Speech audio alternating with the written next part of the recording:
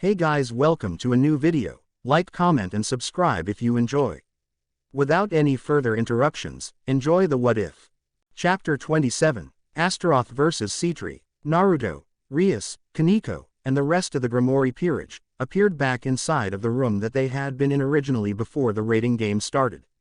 The white walls, carpeted floor, and lavish decorations presented such a stark contrast to the towering monoliths and dirt of the dimension they had just left that Naruto needed a second to regain his bearings. He shook his head. Then he looked at everyone else. Issei stretched his arms above his head, groaning. That was some battle, huh? It was pretty tough, but we won in the end, and we didn't lose anybody. That's pretty awesome. It shows how far we've come as individuals and as a team, Kiba agreed. I thought it was scary.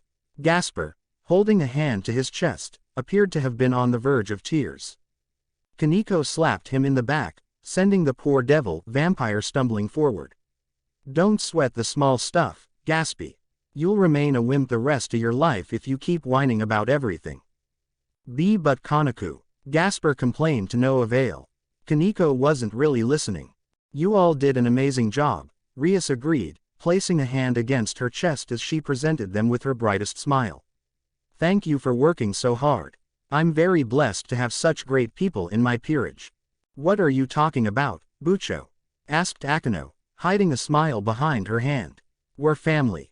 Yes. Rias gave Naruto a smile that was somehow familiar to him. He could have sworn he'd seen it before. In a mirror. You're right, Akeno. We are a family. You, me, Asia, and Eyes. HHHGGGKKK. A strange, strangled sound emerged from Akeno's throat. Rias's smile had gained an extra level of vibrancy. Asia and Issei looked their way, but Rias had spoken too softly for them to hear what was said.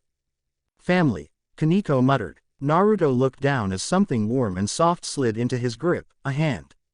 Kaneko's hand. She tilted her head to look up at him, her cat ears twitching and her tail swaying. Naruto, Rias, Bucho, and Yakitori are my family. She paused. Irina, too, maybe. Naruto wanted to smile. Even when Revel wasn't present, Kaneko still called her by that nickname. He didn't know why, but that somehow amused him. Since they were no longer required to be there, the group exited the room and made it back into the large waiting room where all of the other participants were. Their reception was the same as before. Most people avoided them. However, both Angelus and Saraorg greeted them upon their return. Nice job. Saraorg slapped Naruto on the back several times, the strength of his blows enough to make Naruto stumble. You really are strong. Ha ha, I can't wait to fight you. You'll have to win your match against Lix first, Naruto reminded. Don't worry about that, Saraorg spoke with the utmost confidence. I'm confident in myself and my peerage. Nothing can stop us. Is that so? Naruto muttered. I'm glad everyone is okay, Angelus said, clasping her hands together, angel wings fluttering slightly. A single feather drifted off the shaking wings. Naruto wondered if she was shedding. The thought almost made him smile. An angel shedding, that would be funny. You find amusement in the most inane things, Kurama said from inside of Naruto. Were you worried about us? Asked Rias. Angelus's cheeks turned a light pink. Well, yes. You might be a devil and I an angel, but you have been very kind to me, so I thought we could become friends, I thought we were already on our way to becoming friends, Rias said, and at those words, Angelus's entire face lit up like fireworks at a festival. Naruto didn't know that shade of red existed.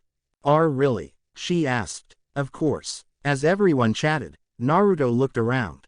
4 people were missing from their little group, Ophis, Revel, Irina, and Rainier, the only people who weren't part of Rias's peerage. He didn't know where Rainier was.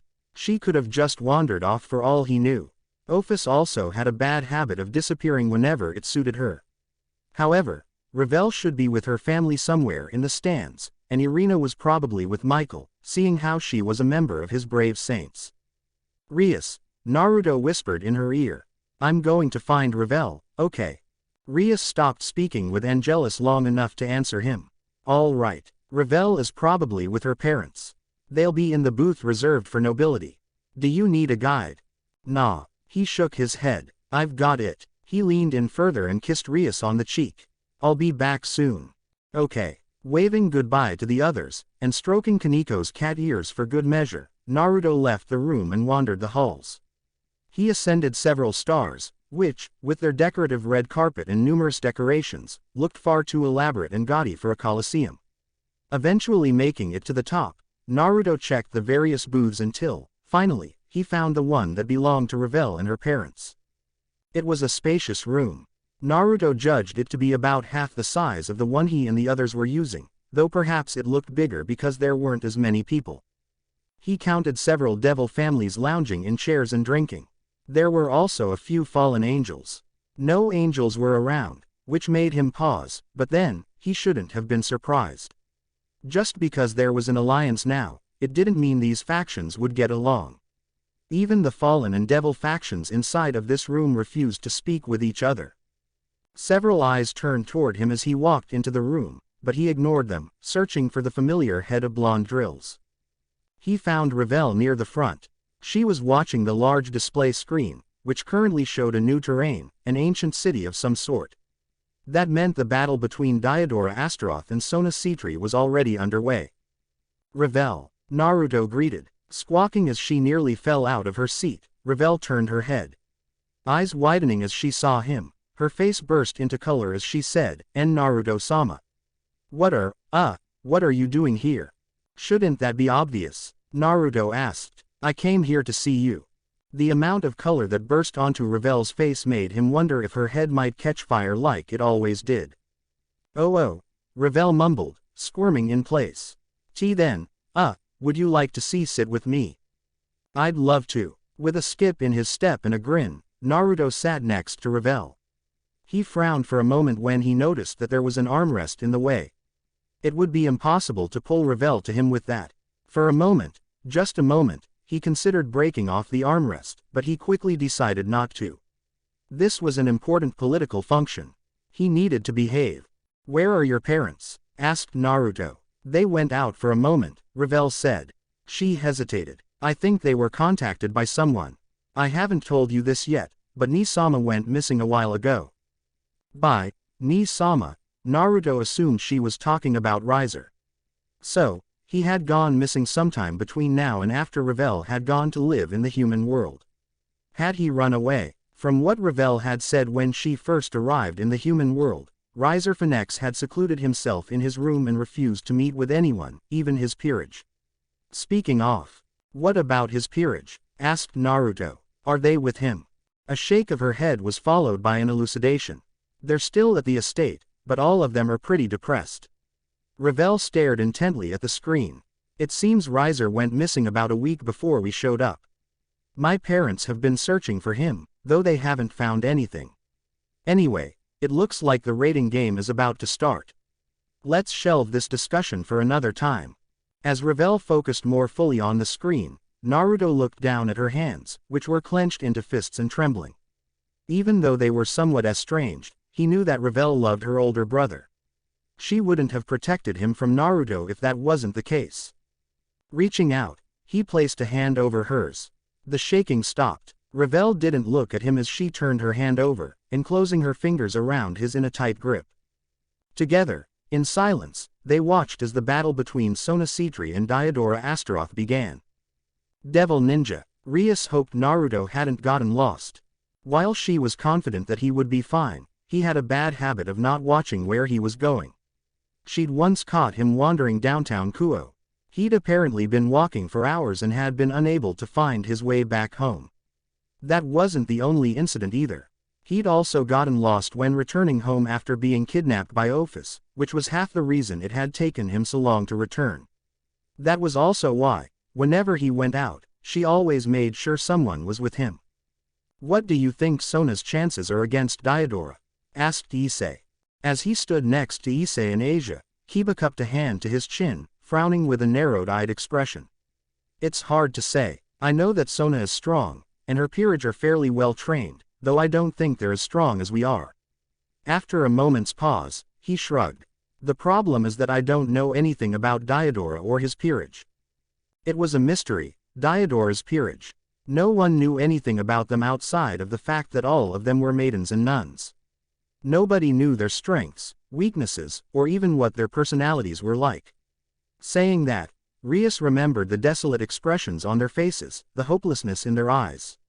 She didn't know anything about them, but she didn't need to. Those girls had clearly been taken by him against their will. There was nothing that Rias could do for those girls.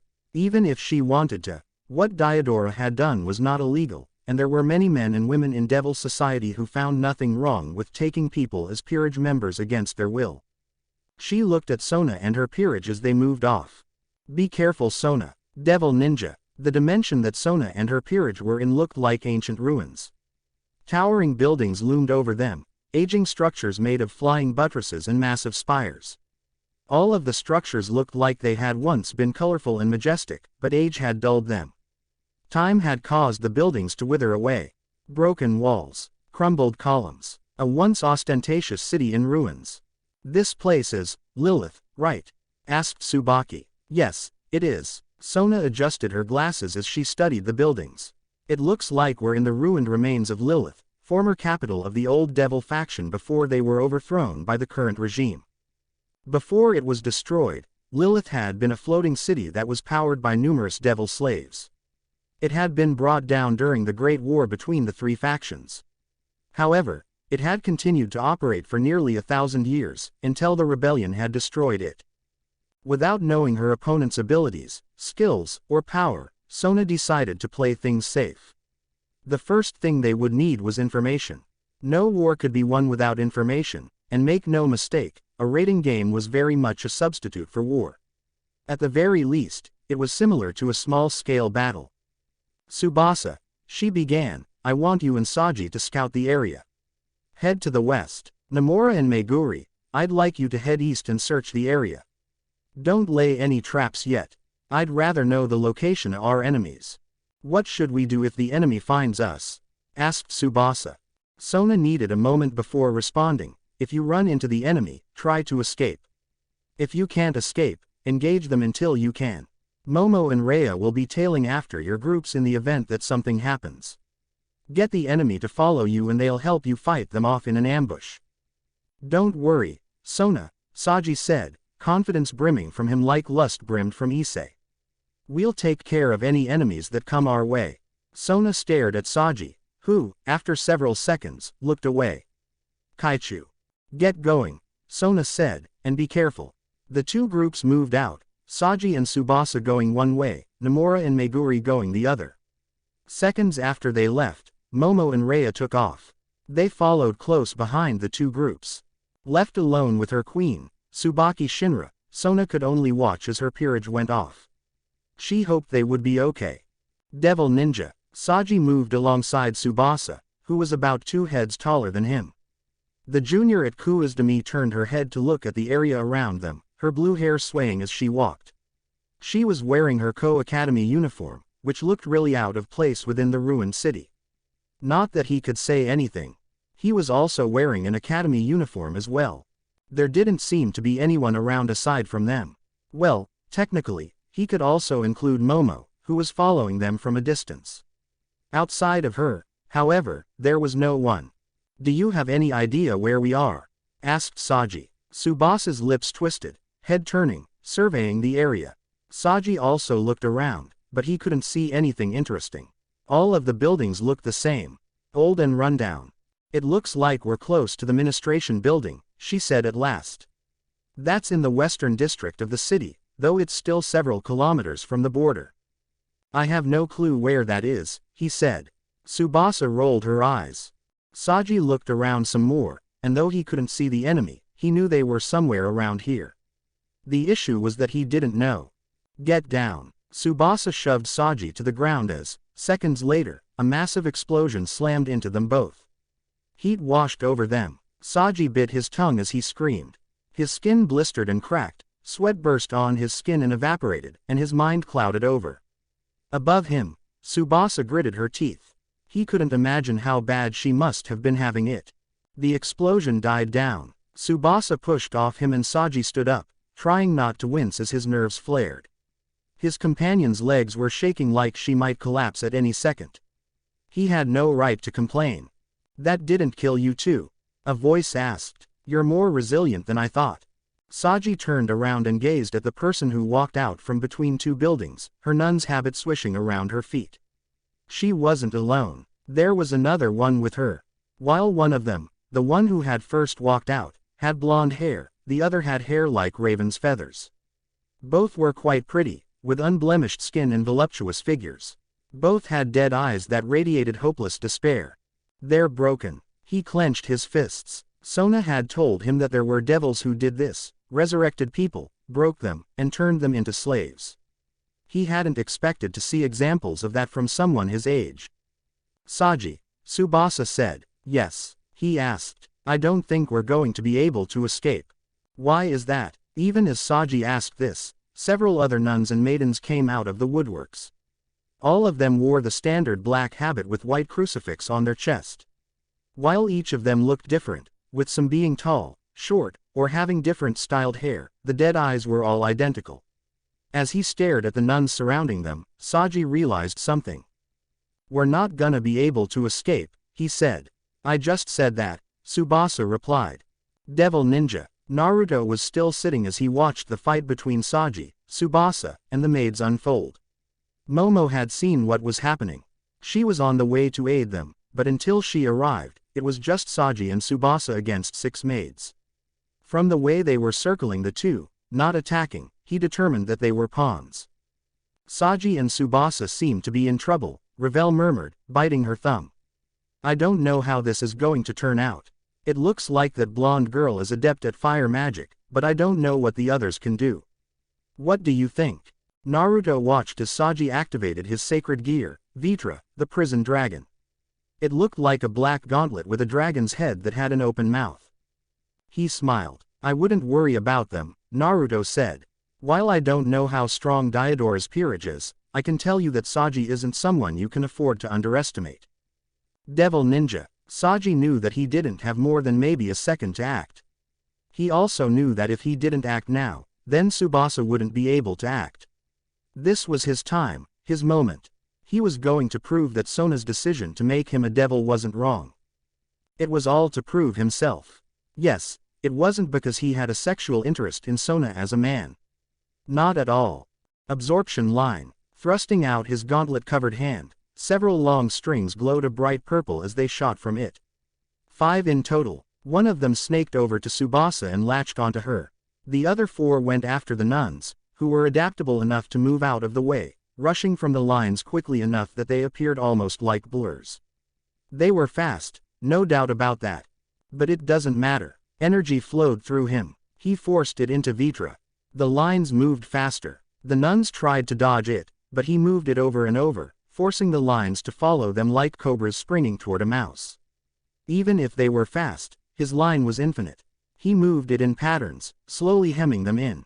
Tsubasa was fighting the remaining 2 opponents by herself, using hand-to-hand combat, her only option right then because she couldn't use her sacred gear, Twinkle Aegis.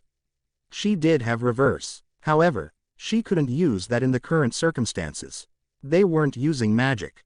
One of the nuns rushed at him, attacking him with a pair of knives. Saji jerked his hand. One of the lines moved in front of him and blocked the woman. The nun tried to stop, but another jerk of his hand made it wrap around her. 3 more jerks and the other 3 lines strung up the remaining nuns. Get ready, Tsubasa, Saji shouted. Here it comes. Absorption line. The absorption line, the only current ability of his, could absorb the energy from someone and give it to someone else. Saji absorbed all the energy from the 4 nuns and gave it to Tsubasa, who had the last line connected to her. A thick, bright red aura appeared around her body. With the strength of 4 reincarnated nuns as fuel, Tsubasa, a rook, gained 4 times the strength she used to have. The first nun swung at her with a metal pole. Tsubasa ducked. The air flowed above her, rustling her hair, and then she moved. She shot up, thrusting out an open palm that slammed into the nun under the chin. Blood flew as the nun's mouth as her teeth clacked together, breaking and flying from her mouth. For a second, time seemed to stand still. It was only for a second. Then the nun crashed into the ground and didn't get up. Her body disappeared. Katrina fell. Pawn. Retired. While the other nun was distracted, Tsubasa spun around, extended her leg, and then slammed it into the woman's solar plexus. There was an audible snap. The only thing louder than the sound of ribs breaking was the nun's scream, which echoed across the cityscape. The nun soared backwards at speeds that could match Japan's famous bullet trains, struck the wall, and went straight through it, kicking up a cloud of dust as the wall exploded. Monica Ritterfield, pawn, retired. Since there was no longer any need for Tsubasa to be powered up, Saji removed the line from around her waist, absorbed the rest of the energy from the 4 nuns, and then let them go. All 4 nuns collapsed to the ground. They vanished in a haze of blue light. 4 nuns have retired. Devil ninja, see that? Naruto said, grinning at the girl next to him. What did I tell you? Sona's peerage is not to be underestimated. Ravel shook her head. I never doubted that they would win. Ah, that's right, sorry, I guess I got a little excited. Ravel's lips moved, curving into one of her beautiful smiles. You get excited a lot. Ah ha ha ha, I guess. Naruto rubbed the back of his head and grinned, trying not to let Ravel know how embarrassed he felt at being called out on how he got overexcited about, well, everything. It had been a bad habit of his in his old life. He had tried to change after coming to this new world, but that change appeared to be a long way off. Oh, my, a female voice said behind them. Is that Naruto-san? Naruto and Ravel turned at the same time. Standing behind them were 2 people who they both recognized. One of them was like an exact replica of Ravel, or what Ravel would look like when she turned 20. The other had blonde hair that spiked in the back. It was hard not to know who they were. After all, they were the reason Ravel had been born into this world. Ah, Ravel squeaked as she stood up. Mom, Dad, let me introduce you. I believe you know Naruto-sama. We have already met before, in case you forget, Lord Phoenix said. Ravel's face burned. Oh, that's right. It is good to see you again, Naruto-san, Lady Phoenix said. I'm glad to see that you are doing well. Please allow me to thank you for taking care of my daughter. Not at all. Naruto remembered his politics. Standing up, he offered the 2 a polite bow. Your daughter is a wonderful young woman. I'm really glad that she's living with me. Is that so? Lady Phoenix smiled. I'm happy to hear that. As the 2 moved gracefully into a pair of seats on the other side of their daughter, Lord Phoenix, who sat closest to them, turned to gaze at Naruto. We watched your fight against the angels. You made an excellent show of strength. It's easy to see that you've grown even stronger now than you were when you fought Riser. Thank you, Lord Phoenix, Naruto said, unwilling to disclose the fact that he was actually weaker now than he used to be before coming to this world. Would you permit an old man to satisfy his curiosity?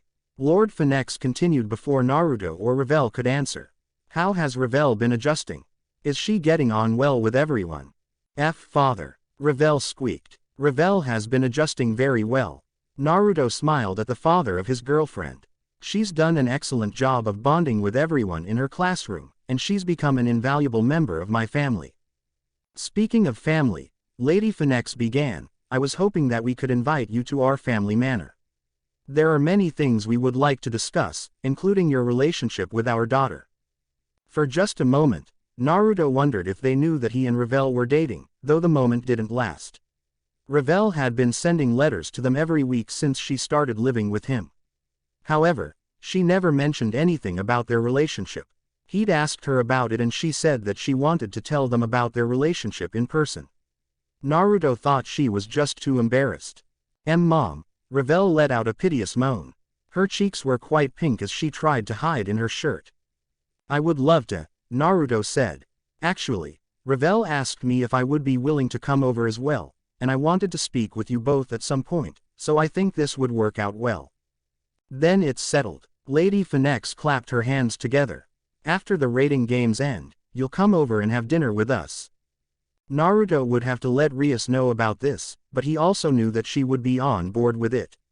Ravel was his girlfriend. What's more, she wanted to be a part of his peerage, and the one who now held Ravel's peerage piece was Lady Phoenix, who'd traded an unused mutated piece for her. Dinner sounds nice, another voice said. While Ravel and Lady Phoenix squeaked, Naruto looked down on his lap to find a familiar dragon god sitting there.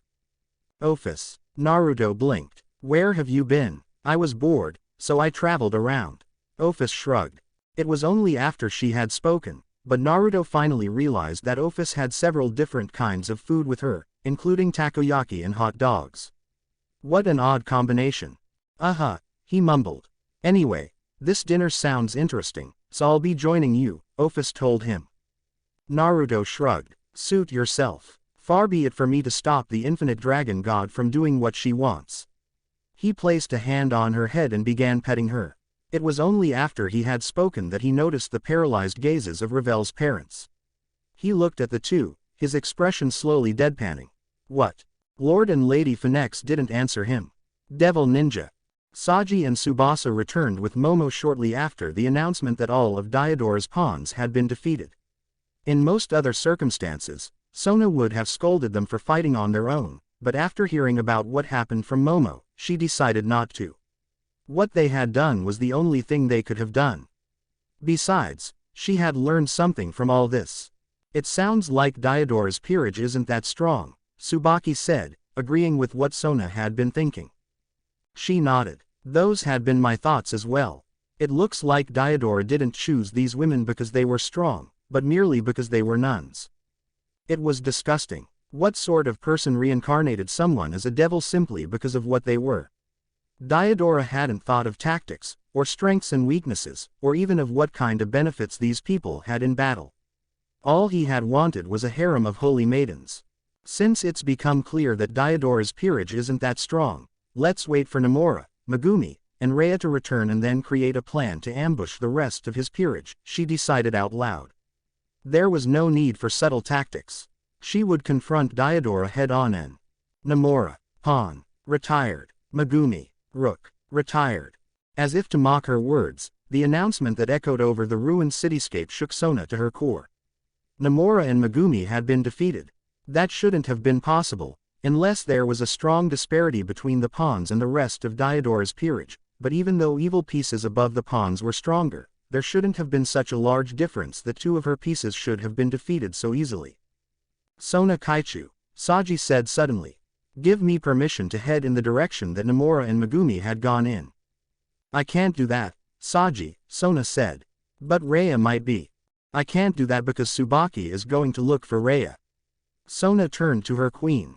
We don't know what's happened to her, whether she's currently in combat or injured. Please find Rhea and bring her back.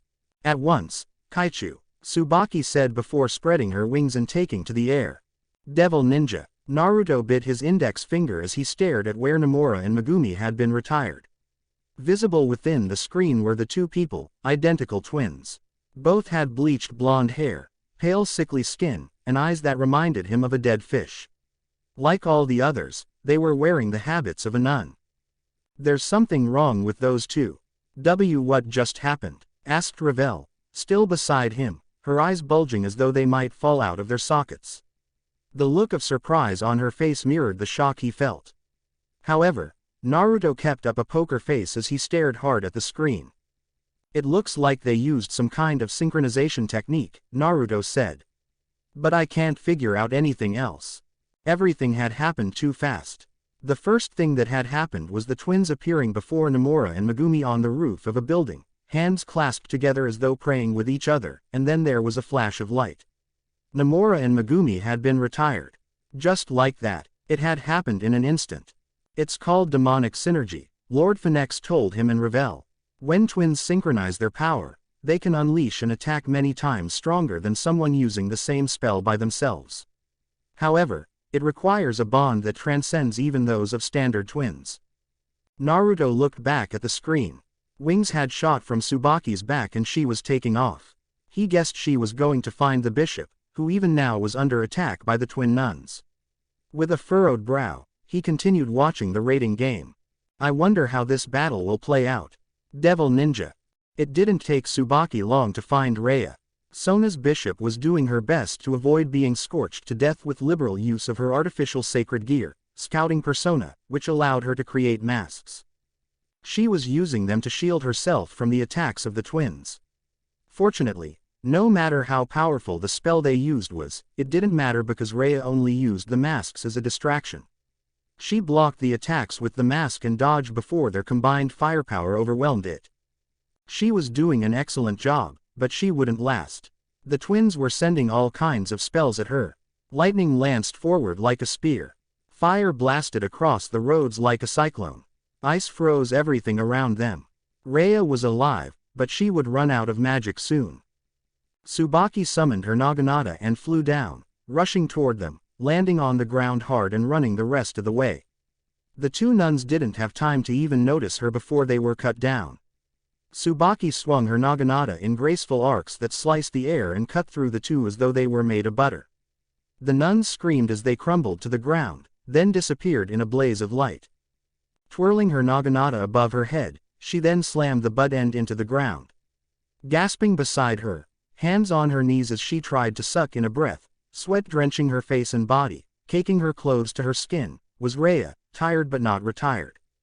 "How are you feeling?" Tsubaki asked. Exhausted, Rhea breathed, but all alive. "I am glad to hear it," Tsubaki said, dispelling her Naginata and wrapping an arm around Rhea's waist to help her up. "Come on, let's get out of here." Flapping her wings, Tsubaki took off into the air and headed back toward Sona. She didn't move above the buildings. Instead, Tsubaki chose to fly between the buildings.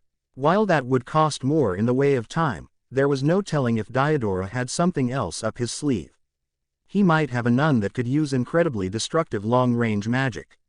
She didn't want to take any chances. It was her decision to fly low that saved their lives. The building on her right detonated with concussive force, releasing a great shock wave that slammed into her and Rhea. Tsubaki screamed. The world around them tumbled as a wave of heat washed over her. Skin blistered and cracked. She could actually hear the popping in her ears, which further accentuated the agony ripping through her body as the blazing heat, impossibly overwhelming, seared her nervous system with vengeance. Tsubaki gnashed her teeth together to keep from screaming. Her wings had burned off. With Rhea still in her arms, the two of them crashed into the wall of a building. She must have lost consciousness. Blackness surrounded her for a time, and when she opened her eyes, her vision was blurry. Tsubaki blinked several times as something moved in front of her. It was a gray mass. Cement. There was a heavy weight on chest, which moaned in the familiar voice of Rhea as she shifted. She blinked several more times. The image in front of her sharpened. It was a giant wolf with ash-gray fur and sharp teeth, snarling at her like she was a tasty morsel about to be eaten. "Devil Ninja, what is Fenrir doing here?" Rias asked as shock made her entire body shudder. It traveled from the crown of her head, down her spine, and became grounded at her feet, a shiver that made her entire body break out into a cold sweat. She stared at the screen, which showed Tsubaki and Rhea lying inside of a building, a giant wolf sticking its muzzle inside and glaring at them. Fenrir was the first son of Loki, the trickster god of Norse mythology. Rumors said that Fenrir had enough power to rival the two heavenly dragons, which was how he got the nickname God-Eating Wolf. The camera closed in on Fenrir as it snarled at the still-down Tsubaki and Rhea. Thick gray fur covered its lithe, muscular body. Paws half the size of a full-grown man had massive claws jutting from it, scraping the ground and peeling away the cement as though it was made of cheese. Its fangs were sharp. Saliva dripped from them as it hunched down, the muscles in its back bunching. "Kiba, Kaneko, Eyes, Akano, Asia, Gasper," Rias shouted. "Follow me, we're going in there to help them." "I'm joining you," Saraorg said. "Fenrir isn't the only enemy there. It looks like there are two other wolves attacking Sona and her group." Rias looked at the screen again to see that, indeed, there were two other wolves inside of the raiding game dimension. They were attacking Sona and her group. While Sona was keeping one of them at bay with her water-based magic, and Saji and the others were fending off the other one, Rias knew it was only a matter of time before they lost, especially since she was fairly certain of who those two wolves were. "Those are Fenrir's children," Rias said. "We'll definitely need your help. However, I'd like to stay back and let us have the first attack. My peerage works great as a group, but adding a person we've never worked with could throw our teamwork out of balance." Saraorg nodded. "Makes sense. I'll stay back and only attack if I'm needed." Angelus suddenly interrupted them. "I would like to help you as well. I can transport all of you without having to break through the dimension with force." Rias didn't know she could feel such relief. It would have taken them longer to get in because they had to forcibly break through the barrier surrounding the dimension. Having someone transport them inside by bypassing that barrier was a godsend. "Thank you," she said. Angelus smiled as she held out her hands. "Everyone, grab onto my robes. I'll transport you all now." Everyone reached out and grabbed a part of her robes. Angelus closed her eyes. She spread her wings, whiter than snow, mumbled a chant that none of them understood, and then, with a brilliant flash of light, she and the others disappeared. Devil Ninja. Naruto and Revel had rushed out of the sweet booth when they saw the Sona peerage being attacked by Fenrir and his two sons. Naruto was carrying Ophis in his arms. The infinite dragon god was, apparently, too lazy to run herself. What's more, she didn't care about what happened to Sona or her peerage, and she had told them as much. They were on their way to help when a massive series of detonations shook the entire Colosseum. "Kya!" Revel screamed in surprise. She stumbled and would have probably fallen to the ground if Naruto hadn't caught her. Ophis looked annoyed at their close proximity. Thank you. You're welcome." Naruto waited until Revel had steadied before letting go. He looked around and frowned as multiple signatures appeared in his perception. It looks like Sona and her group aren't the only ones in trouble. As if his words had prophetic powers, several people rushed into the hallway, their silver and gold armor clacking together as they ran. Helmets with sloping horns on either side of their heads curved behind them. Each one was bearing a weapon of some kind, a sword, a mace, a halberd, one of them even wielded a spiked flail. The group of armor-clad warriors saw him and Revel, and then charged at them. "Leave this to me, Naruto-sama." Revel held out her hand and sent a massive blaze of fire toward the group of warriors. One of the warriors swung their claymore, releasing a massive blast of wind, which snuffed out the flames with ease. While Revel's eyes widened, Naruto used that second of distraction to his advantage. He put Ophis down and created two clones. The clones each created a wind-release Rasengan that they slammed into the closest warriors. Loud shrieking emitted from the armor as the Rasengan, spinning spheres of highly compressed chakra, ground away at the metallic chest plates. The armor was devastated. It might as well have been made of glass. Cracks appeared, spreading along the chest plates before, seconds later, the armor shattered, and the two warriors were sent flying. They slammed into a wall. The wall crumbled, burying the two in a pile of rubble. The claymore wielder swung her blade. It was a horizontal swing. The two clones were demolished, bursting into smoke as they were sliced in half. Naruto winced as the air in front of them blasted him in the face. "Ophis," he said. "I've got this," Ophis began to say, but Naruto stopped her. "Actually, I was going to say to let Revel and I handle this, please." "Okay." Ophis must not have wanted to do anything to begin with, she wouldn't have conceded so easily otherwise. Then again, she never really cared for fighting. Every fight she entered, she ended in a single move with an air of impatience. "Revel, launch another fire attack," Naruto commanded. "Yes, Naruto-sama." Revel's wings flared from her back. They were not the normal devil wings. Bright flames erupted from her back, a torrent of pure red. Revel held her arms in front of her, conjuring a tiny ball of flame, which glowed brighter and brighter until it illuminated the entire hallway. With a scream, Revel unleashed her attack. Fudden. Mugen Daitapa. Naruto's stomach swelled like a balloon before, slamming a fist into his stomach. A ball of compressed wind shot from his mouth and slammed into Revel's fireball. The fireball ignited into a sphere of brilliant white. It grew to nearly twice its original size. Then it slammed into the woman wielding the claymore. A bright light forced Naruto, Revel, and even Ophis to close their eyes. Loud wailing overpowered the roaring inferno. Having closed his eyes, Naruto couldn't see what had happened, but the heat washing over him and the others let him imagine what his enemies must have been feeling. Sweat broke out on his skin. When the heat died down, and the white disappeared from behind his eyelids, Naruto opened his eyes. The hallway was gone. Naruto wasn't surprised by the destructive power of his and Revel's combined technique, though he hadn't quite expected everything within 15 meters to be gone. Not quite everything. Their enemies were still there, alive, surprisingly, but they weren't in any condition to fight. All of them were lying on the floor, moaning and dead to the world. Naruto walked further into the now non-existent hall. He was mindful of the molten slag dripping along the floor. Most of the ground had melted. The few places that hadn't melted all the way through had steam wafting from the surface. Kneeling down next to the woman who had been wielding a claymore, Naruto looked at the mostly destroyed armor. He didn't recognize it. The woman moaned, her burnt lips parting as the excruciating sound left it, blood trickling down her mouth. Naruto blinked. There was a collar on her neck. It was a different color than the rest of her outfit, and it made him think the collar was out of place. He looked at the others. They also had the same collars. Naruto-sama, Revel asked, coming up behind him with Office. Naruto stood up. We'll leave Sona's peerage to Rias. I'm sure she's already on it. We'll help the non-combatants evacuate from the Colosseum. Right, Revel said. She, Naruto, and Office rushed out of the hall.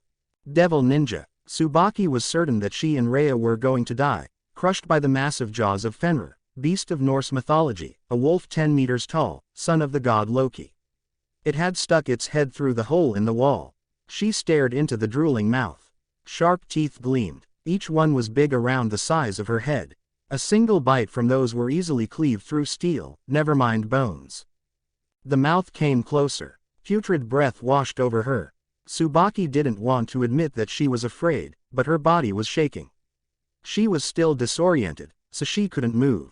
Worse, Rhea was unconscious and lying on top of her. They were trapped, and there was nothing she could think of to get out of this situation. Blade Blacksmith. Numerous swords jutted from the ground like spears underneath Fenrir, who yelped loudly and leapt back. Most of the swords had shattered against its hard skin, but several had punctured its soft underbelly, though they barely left a scratch. She recognized them. They were the demonic holy swords used by Kiba Yudo. A combination of black and silver. Engravings ran along it that were both holy and demonic. Sadly, even the demonic holy sword could only poke the ancient Norse beast. There was no blood. As Tsubaki gaped at the sight of Fenrir jerking away from her, Kiba appeared before her. Gripped in his hand was another holy demonic sword. Long and elegant, it gleamed a combination of silver and black. As he held the blade in his hand, he turned slightly to look back at her. Hello, Tsubaki-san, you look lovely as ever, though it appears you could use some help. Tsubaki tried not to blush, but heat stained her cheeks. She shook her head to ignore it and said, I could. Thank you for the aid. It's not a problem. Kiba looked out of the wall. Fenrir had come back, sticking its face into the hole, snarling at them. Though it appears this is going to be a tough battle. If you could pick up Rhea and start moving, I'll cover your retreat. I appreciate that. Tsubaki picked up Rhea and stood to her feet. Her legs wobbled, but she forced them to steady. Taking a deep breath, Tsubaki readied herself to run. You ready? Asked Kiba. Ready, Tsubaki said. Then here we go. Kiba rushed at Fenrir, his night-given speed lending him a swiftness that she couldn't match, allowing him to reach the giant wolf in less than a second. His blade sung as he swung it. Fenrir roared as it slashed against his face. However, it didn't do much damage, leaving only a red scratch and nothing more. What was this thing's skin made of? Fenrir tried to attack Kiba as he leapt out of the hole and landed on the ground. It raised a pawn and slammed it onto the ground. It was too slow. Kiba rushed around, leapt up, and slashed the demonic holy sword against its belly. Fenrir roared again. Again no real damage was done. It was just a scratch. Tsubaki used the distraction that Kiba was providing to leave, rushing out of the hole in the wall with Rhea in her arms. She spread her wings and leapt into the air. As she flew between several buildings, she realized that Kiba wasn't alone. Issei Hyudo and Asia Argento appeared flapping their wings alongside her. Once we get a safe distance from Fenrir, please set down and I'll heal yours and Rhea-san's injuries, Asia said. Tsubaki nodded but couldn't help voicing her concerns. Is it really okay to leave Kiba-san to fight that thing alone? Don't worry about Kiba, Issei said, grinning. He's not alone. He's got the Lightning Queen and the world's mightiest vampire with him. Tsubaki had no idea what he meant by that, but they didn't have time to argue. In the distance, the clash of battle and roars of a powerful beast rent the air.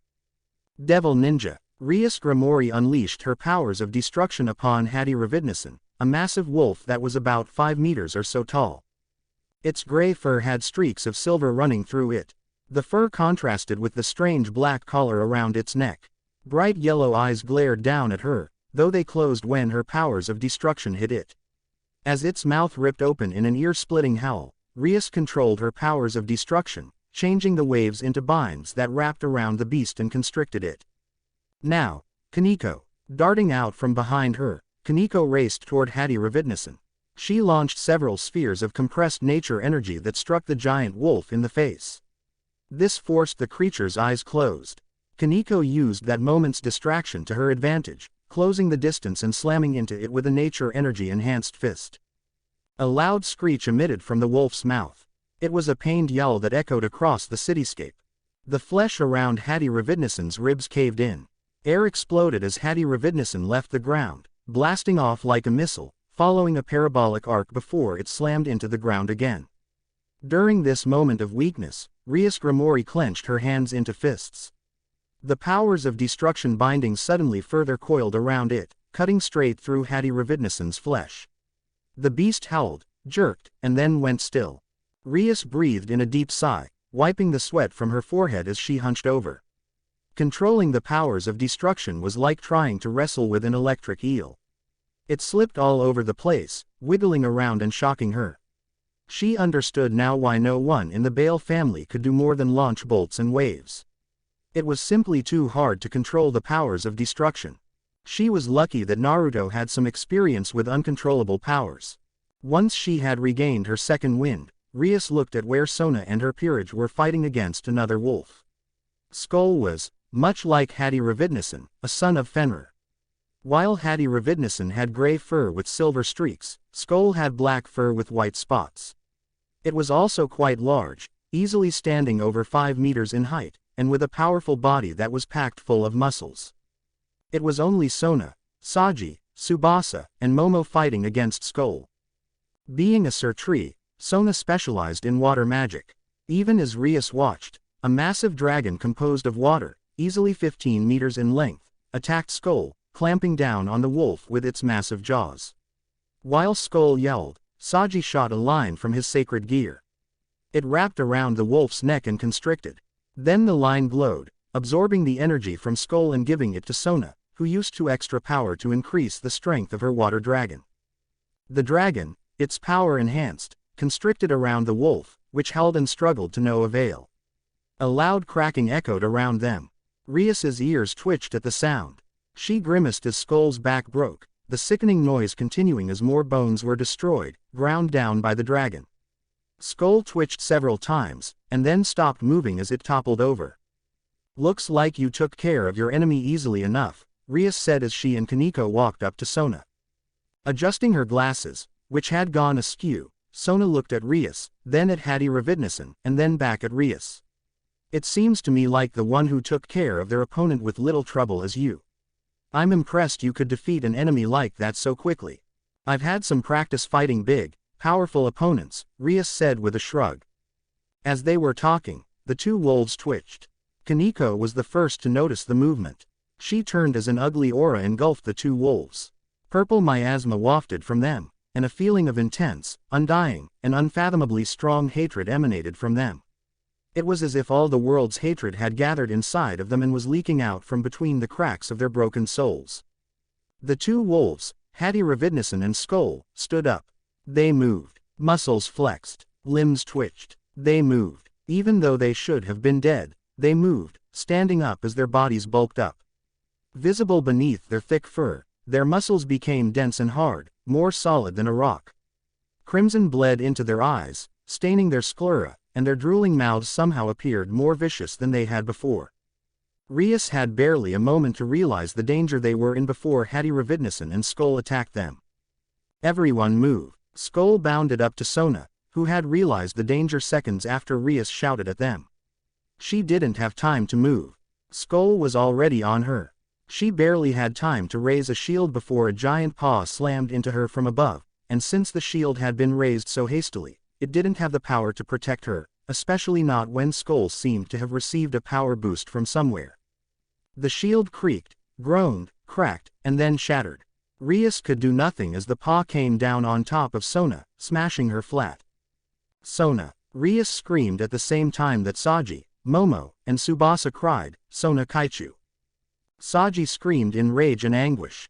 He thrust out his hand and a line shot out, wrapping around Skull and trying to drain it of all its energy. Wait, Kaneko shouted at Saji. That's not a good idea. Don't try to drain his energy right now. That wolf is. Her warning came too late, however. The line took some of the energy inside Skull, and Saji's agonized shriek filled the atmosphere. His body jerked, his muscles contracted, his limbs spasmed, and his eyes rolled up into the back of his head.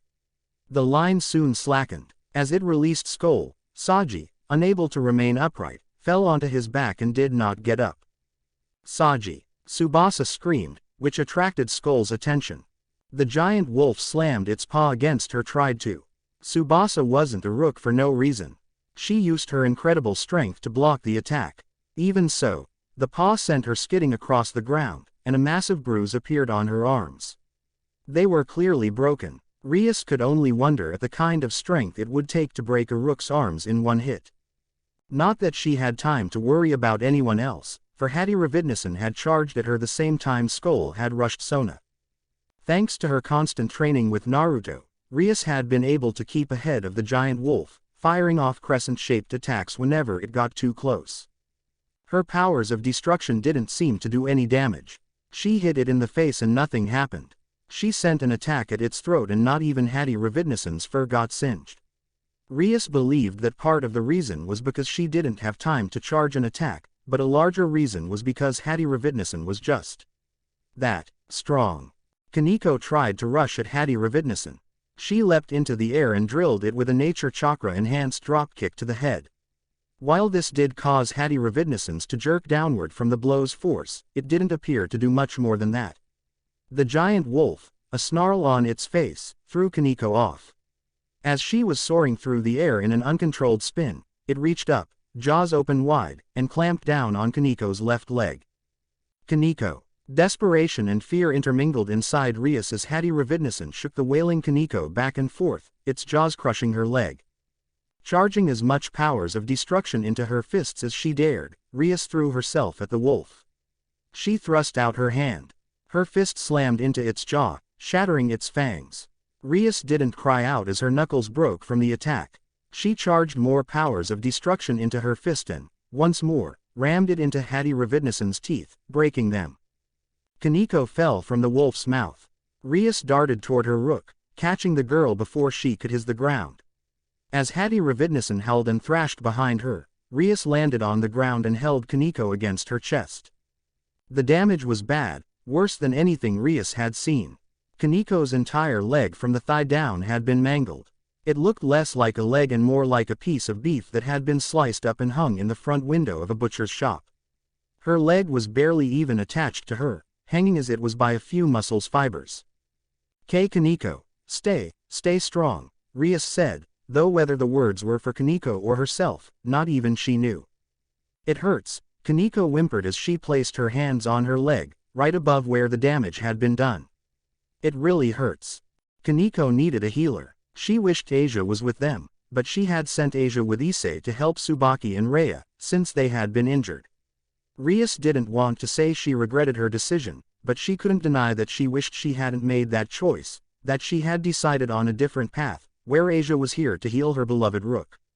Now Kaneko was suffering from a serious injury, losing blood fast, and she had no idea what she could do to help. A water user could help, but Sona is.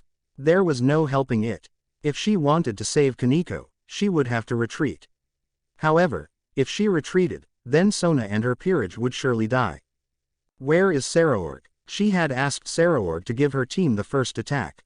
She was already regretting that decision as well. Her hubris had gotten the better of her. Be Bucho, Kaneko whimpered. Shish. Rias shushed Kaneko as she lifted the girl in her arms. She ignored the blood drenching her left side as it ran freely from the mangled leg. I'm going to get you out of here. We'll get you healed, and then rescue everyone else. Kaneko shook her head. Rias at first thought she was telling her not to worry, but that only lasted until Kaneko spoke her next words. Be behind, you. Rias looked behind her. She only had a second to widen her eyes before a massive paw fell on top of her. Devil Ninja. Kiba darted forward, swiftly running between Fenrir's legs and slicing at them with his blade, the demonic holy sword otherwise known as the Sword of Betrayal. His hands shook as his sword slammed into the great wolf's legs. The vibration nearly made him drop his weapon. He grimaced and darted away as Fenrir howled and tried smashing him flat with a paw. My sword isn't strong enough to even break through this thing's skin. He'd been able to damage it a little, but it required him to produce more force than a simple swing could achieve.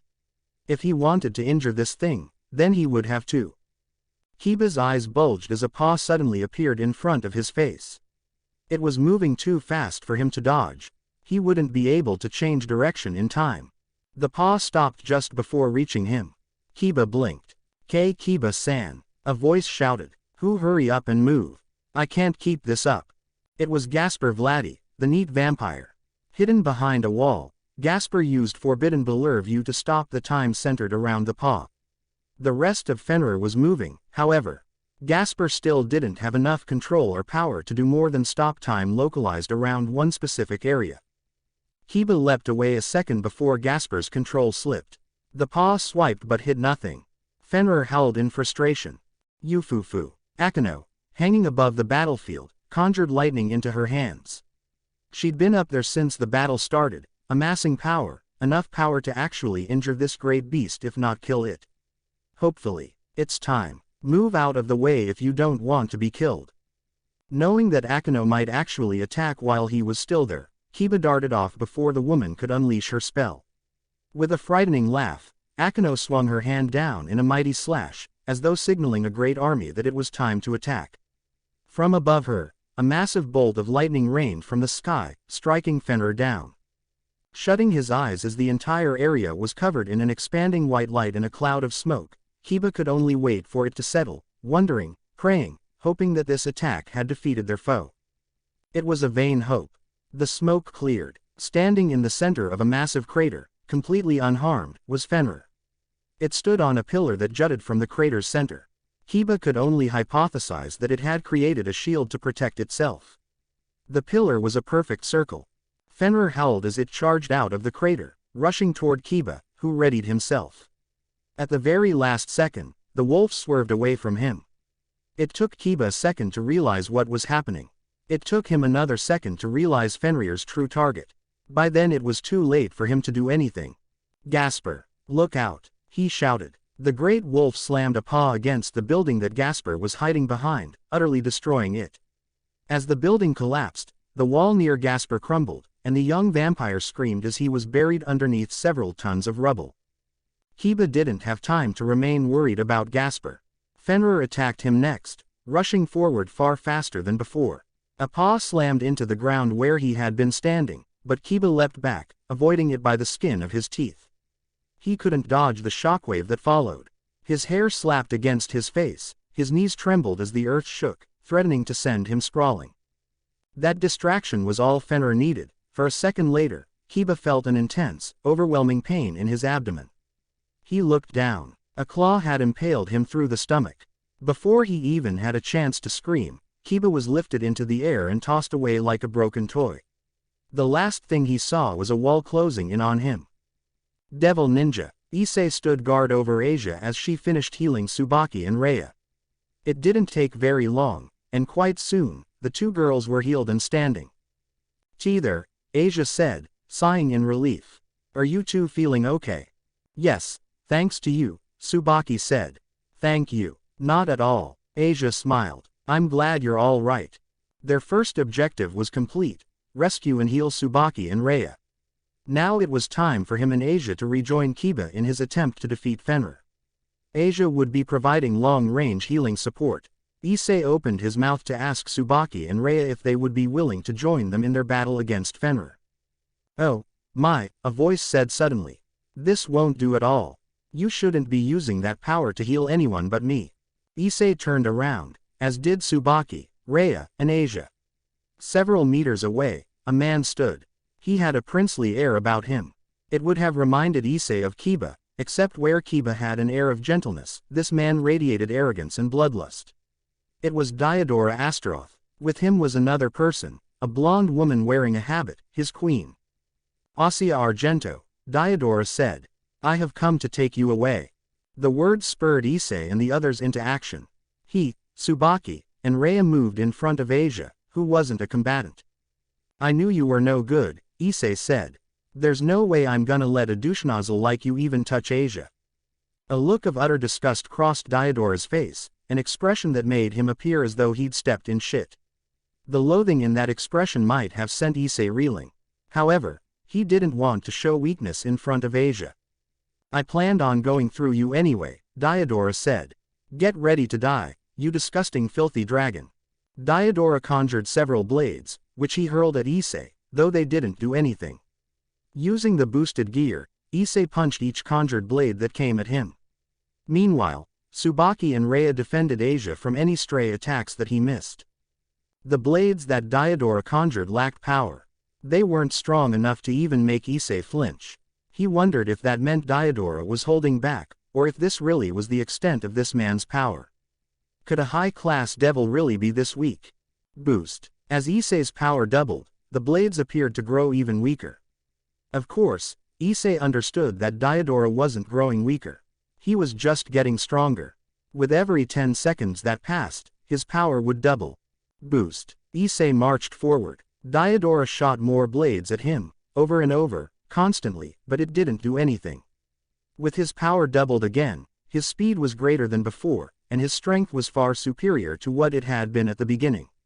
He didn't even feel the blades as he smacked them away. Boost. How are you so strong? Asked Diodora, shrieking as he stumbled backwards. He continued trying to hit Issei with conjured swords of demonic energy. That appeared to be the only power he had. Issei didn't know why, but he found himself disappointed. Because I have a really harsh sensei who beats the crap out of me every chance he gets and tortures me by transforming into a big-breasted woman. Issei responded, nearly crying as he thought of all the times Naruto had tricked him into training. That damn sensei was a cruel man, but Issei couldn't deny the effectiveness of Naruto's training. Boost. A sweat born of desperation and fear ran down Diodora's face in streaks. Issei decided to end this. He rushed forward. Diodora screamed and launched more blades, but all of them were blocked, swatted aside like flies. The nun tried to block Issei's path. Energy swelled around her, surging like storm clouds on the horizon, but Issei put a hand on her and, with a snap of his fingers, destroyed her clothes. Kya. As the maid screamed and tried to cover herself, Issei slipped past her and punched Diodora with a good deal of strength. The man went flying. He flew, and then he hit the ground, and then he rolled along the ground before coming to an abrupt halt. Issei strode up to him while the devil was disoriented. He slammed his gauntlet-covered hand into the ground by the devil's head. Diodora shrieked like a little girl. Are you the reason these monsters are attacking us? Issei asked. Did you bring them here? Answer me or I'll pound that pretty boy face into sashimi. Eek. Diodora squealed. I didn't bring them here. I don't even know what these creatures are doing here. I'm just here because I saw an opportunity to steal Asia away. That's not a very good answer, Issei said, smashing his fist into the devil's face. An obnoxiously loud crunch echoed all around them as Issei's fist broke Diodora's jaw. The no longer princely devil went limper than a dick with an erectile dysfunction. Issei dropped his useless opponent to the ground. He stood up and turned around. He never noticed the blade of light until it was too late. Devil ninja, everyone remain calm and follow the tunnel. Ravel shouted, her voice amplified by a spell unique to those who bore the name Phoenix. It used heat to shake the molecules in the atmosphere. It wasn't normally used for this purpose, but Ravel, since coming to live with Naruto, had learned to think outside of the box. As her boyfriend, Naruto was quite proud of her. He stood beside her, a silent guard protecting her and the others, surveying the entire area alongside a horde of clones. Ophis was next to them, but she wasn't even paying attention to anything. All of the non-combatants, devils, fallen, and angels, were being escorted out of the Colosseum via an underground tunnel that led into the city. Naruto and his clones were covering the entire distance. Their job was to make sure no one could ambush the fleeing civilians in the tunnel. He, Ophis, and Ravel were at the entrance that everyone was using. While he was quiet, Ravel directed everyone. Keep going. Do not push anyone else. Remain calm. Follow the tunnel, and we'll be out of here in no time. Ravel, Naruto had noticed, was quite good at managing people. Despite how most of the people rushing to escape the chaos didn't know her, she still managed to keep everyone from trampling each other. Whether it was her words, her presence, or merely the calm manner in which she told them what to do, everyone followed her instruction, ensuring that the non-combatants calmly left the Colosseum. Of course, this peaceful retreat could never last. It started with explosions coming from down the hall, followed by several civilians in the back rushing forward, screaming. The explosions grew louder. The screaming civilians increased, as a threnody of terrified voices rebounded across the hall, blasting loudly in Naruto's ears. He toward where the explosions were coming from. A woman was coming from that direction. Her straight silver hair was long, flowing freely around her as it descended down her back all the way to her ankles. Ice blue eyes gazed emotionlessly at everyone, set upon a pale face of porcelain beauty. She was wearing armor. A black suit reminiscent to a one-piece bathing suit was covered in silver armor, a breastplate that was outlined in gold, and hip protectors that jutted from her sides like a blossoming flower. Silver gauntlets, boots of the same gleaming color. A pair of wing-like headpieces sat against her temples. That device on her neck is the same as the other ones. Why do I feel nature chakra coming from it? Floating over her palms were a pair of magic circles. They changed every few seconds, spewing fire, lightning, ice, and every element he could conceivably think of. The ground froze. The air exploded. A blazing conflagration spread through the hallway. Civilians were sent flying as they tried to flee. Keep helping everyone here, Ravel, Naruto said. Ophis, you stay with her. I'll take care of this woman. Be careful, Naruto-sama, Ravel said back. Naruto synced with Kurama, a golden cloak of chakra covering his body. With the speed granted to him through it, he disappeared, then reappeared directly in front of the woman. He didn't know who she was. However, he recognized what she was from conversations he'd had with Rias. Valkyrie, a war maiden of Norse mythology. I don't know who you are, Naruto began, but I suggest you leave this place before I kick your cute, little ass eek. Naruto leapt aside as a spiral of flames erupted from a magic circle and nearly scorched him. Wait until I finish talking to attack me, damn it. Can't you see I was monologuing? I don't think she's gonna listen to you.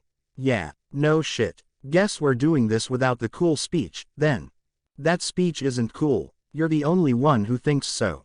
You're no fun. Naruto took a single step forward, twisted his torso, and launched a straight kick at the woman. It missed. The Valkyrie leapt back, avoiding the blow and sending a bolt of lightning at him. Knowing better than to just let it fly past him, there were civilians still trying to escape. He summoned Kurama's power into his hands and punched the lightning bolt. His hand stung something fierce. However, the attack dispersed, though a few stray arcs damaged the walls, floor, and ceiling. A claw extended from Naruto's back. It curved around him and shot toward the woman. On the tip of the claw, a Rasengan formed. The Rasengan picked up a bright orange, molten glow. Yoden. Rasengan. It was a downgraded version of the tailed beast. Lava Rasenshuriken, which he couldn't use because doing so would likely destroy the entire Colosseum. He needed to keep his attacks from being too powerful. Naruto didn't want to kill anyone who didn't deserve to be killed. Besides, Kurama, is it just me, or is that device on her neck emitting nature chakra like a sieve? It's not just you. Naruto leapt back as several shards of ice attempted to spear him. He created 9 chakra claws, each of which had a Rasengan on it, and used them to smash the icicles before they could strike the fleeing non-combatants. He blinked when the icicles changed, shattering and melting onto his claws, then trying to crawl up them. Naruto dispelled the claws. The ice fell to the floor. There's a lot of nature chakra inside of that device. I'm not sure how someone managed to install nature chakra into something inanimate, but I'd bet you anything it's being used to control this lady's actions. Look at those dead eyes. It's like she's trapped in a genjutsu. Is that even possible? Naruto spun around, slashing out his hand and creating a powerful vacuum blade that snuffed out the fireballs the Valkyrie tried to shoot at him. The vacuum blade continued on. However, his opponent was quite skilled at magic. With one hand she created a shield. As the vacuum blade slammed into the shield, slowly cutting through it, She created an energy sword in the other hand and, with a downward slash, cut straight through his vacuum blade. Theoretically, it should be. If someone knew the theories behind the Yamanaka mind control techniques, they could reinforce it with nature chakra. The issue is that it would require them to be in physical contact. Maybe it's like Nagato's chakra receivers. Very possible. However, theorizing like this isn't going to help us. There's only one thing we can do. Right. The only thing they could do was get that device. In other words, they needed to go on an all-out, full frontal assault, which was easier said than done. In a standard battle, this woman's attacks could have been easily avoided. Sadly, this battle was anything but standard. There were still dozens of people behind him, being directed toward the exit by Ravel, and so he couldn't let her attacks pass. That meant taking each one head-on, negating it with a straight punch.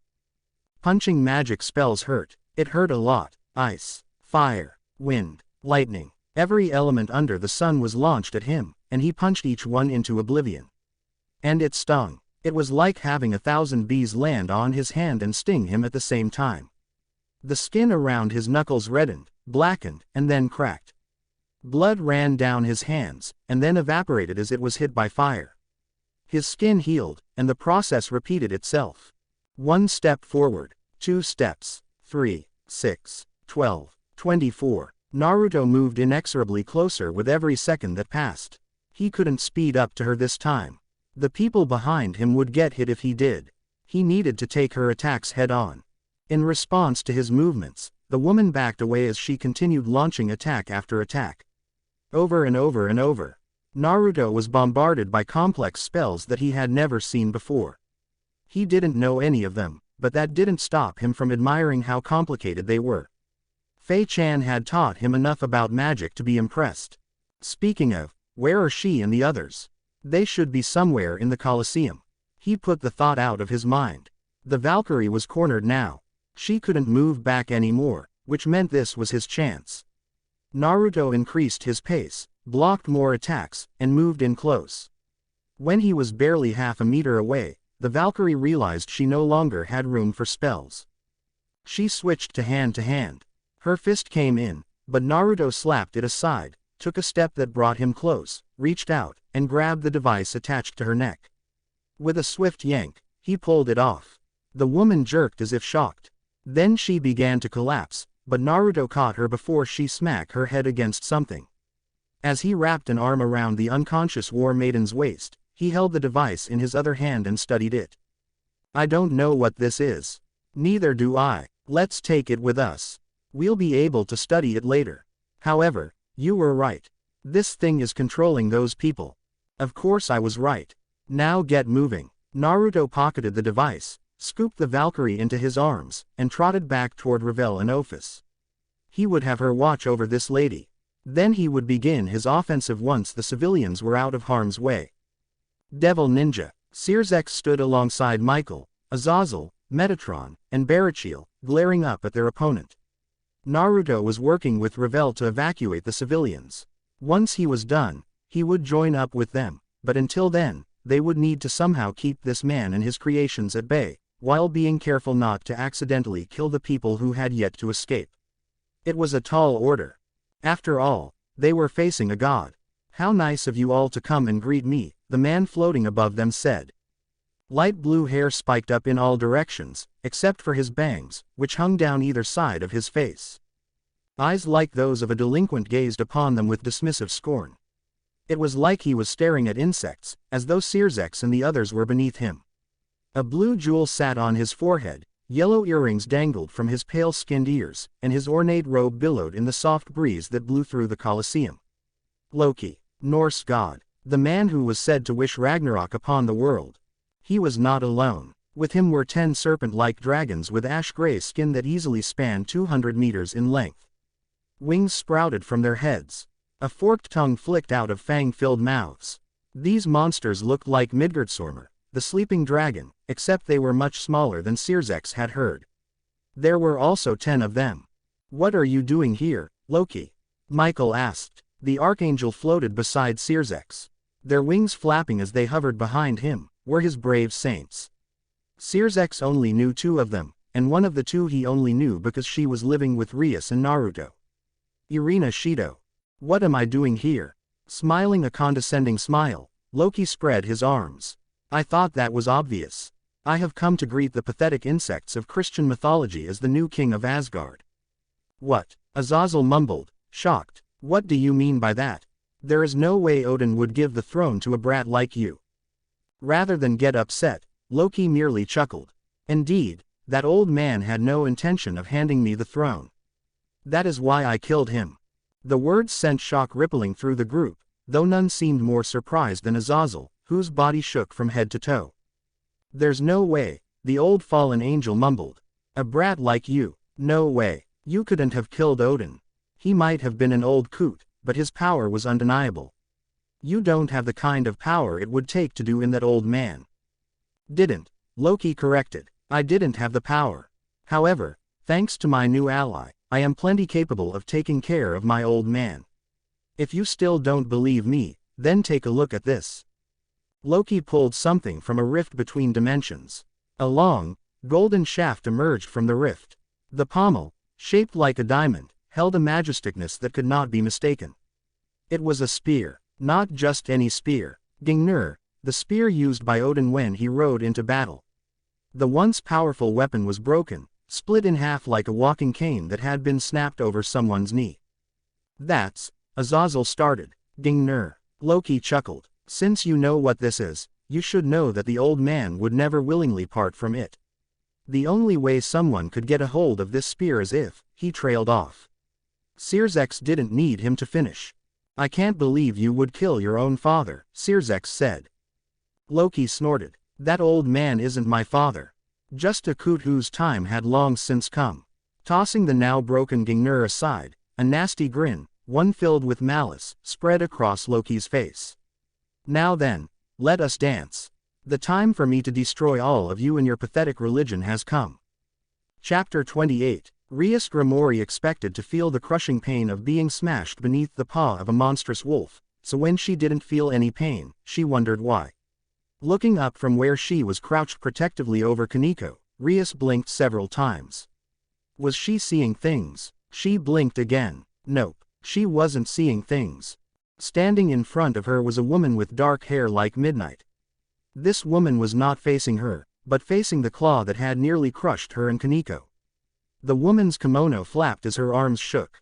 A tail poked out from underneath the short skirt of the kimono, splitting off to almost appear as if she had two tails. Cat ears sat on her head, twitching periodically. You are, Kuroka, right? Rias asked. Kuroka turned and gazed down at her with a single yellow eye. That's right, and you're in the way. Grab Sharon and get her to that healer of yours. Leave this beastie to us. Rias would have wondered what she meant by us, but something powerful chose that moment to strike Hattie Ravidnison in the face. Fire burst from whatever had struck the beast. It was a gout of flame that rose in plumes from the monster's face like the nuclear explosions constantly happening in the sun. Hattie Ravidnison howled as it was sent sprawling to the ground. High above the beast, darting to and fro, was a blonde girl flying on a broom. Is that a magical girl? Asked Rias. No, that's Lefay Pendragon, our mage, Kuroka said. Now hurry up and get out of here. If Sharon dies because of you. Don't worry, I'm already moving. Rias didn't need to be told twice, or even once, that she needed to get Kaneko to Asia. Kaneko was a beloved member of her peerage, a part of her family, and, more importantly, Naruto's girlfriend. She still didn't know if that was the right term. More than that, Rias loved Kaneko.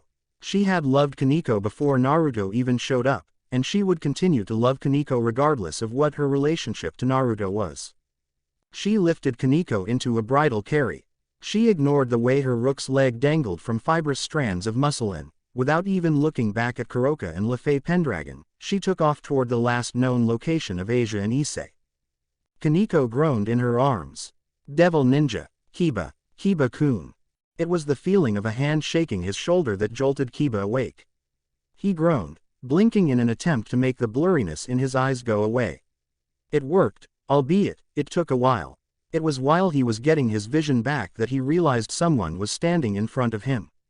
As his vision sharpened, he noticed that it was Tsubaki, tears in her eyes as she shouted his name. He blinked several times, then groaned again, hair swaying as he shook his head. I'm fine. What happened? What are you doing here? I came back to help. Rhea is with Issei-san and Asia-san. Fenrir nearly killed you, Tsubaki said, still appearing ready to bawl her eyes out. When you struck that wall, I was so worried. You weren't moving or anything. I thought you were dead. That's so. Kiba recalled being struck by the giant wolf's paw. He couldn't remember hitting a wall. He must have blacked out before then. Speaking of, where is Fenrir? He's battling against the White Dragon Emperor, Akeno said. She was standing beside him and Tsubaki, arms crossed. Kiba thought she was trying to act cool at first, but then he noticed the blood seeping from between her arms. You're injured, he said. Not as badly as you, Akeno countered. A loud rumbling interrupted their conversation as, without warning, the building several dozen meters from them exploded when something crashed into it. Fenrir, the wolf of Norse mythology, the son of Loki, tried to flatten the person flitting along through the air. White armor covered their body from head to toe. It looked like a type of scale mail created from dragon scales. Each individual plate glowed with power. Pinions jutted from the person's back, but they weren't the traditional devil wings found on devils. The spines were white, while the wings themselves were blue and shaped like elongated pentagons. Divide. Fenrir's claws were like blurs as they slashed at Valley Lucifer, the White Dragon Emperor, each one coming closer and closer to hitting their mark. Divide. Valley, wearing his balance breaker, continued dividing Fenrir's power. It didn't seem to do anything. Fenrir howled and rammed into Valley with all his considerable strength. Kiba barely had time to blink before Valley disappeared. Not even a second later, several buildings crumbled to the ground with a loud crash. If this keeps up, the dimension we're in is going to collapse, Kiba said. What should we do? Asked Tsubaki. I don't know if there's anything we can do, Akeno said. Kiba, grunting, stood up. Whether or not we can do something, we can't just leave things as they are. I don't know what's going on, but Valley is currently fighting our enemy, and the enemy of our enemy is a friend. Let's give him a hand this time. I suppose there's no other choice, Akeno said with a sigh. Tsubaki-san, we're going to need that reflection magic you've been hiding as a trump card. Why you knew about that? Asked a befuddled Tsubaki. Of course, Kiba replied. We've got a ninja in our peerage. Naruto. Closing her eyes, Tsubaki pinched the bridge of her nose. I should have known that Rias would use someone to gather intelligence on us, but I never imagined someone as loud as Naruto could do that. Wait, did you say ninja? Tsubaki-san, Akeno ignored her question, please cover us from above. When the situation gets dire, I want you to use your reflection magic. Don't let Fenrir see you. Tsubaki looked back and forth between them. She hesitated, her eyes straying to Kiba several seconds longer than Akeno. Finally, she nodded. Okay, be careful, you two. We'll be fine, Kiba said. I think. You think. Tsubaki's eyes widened. Akeno rolled her eyes. Just get going. Wait until we begin the battle in earnest, and when you see an opportunity to use your magic, do so. Right. Tsubaki sighed and with one final glance at them, she took to the air and left. I think she likes you, Akeno said.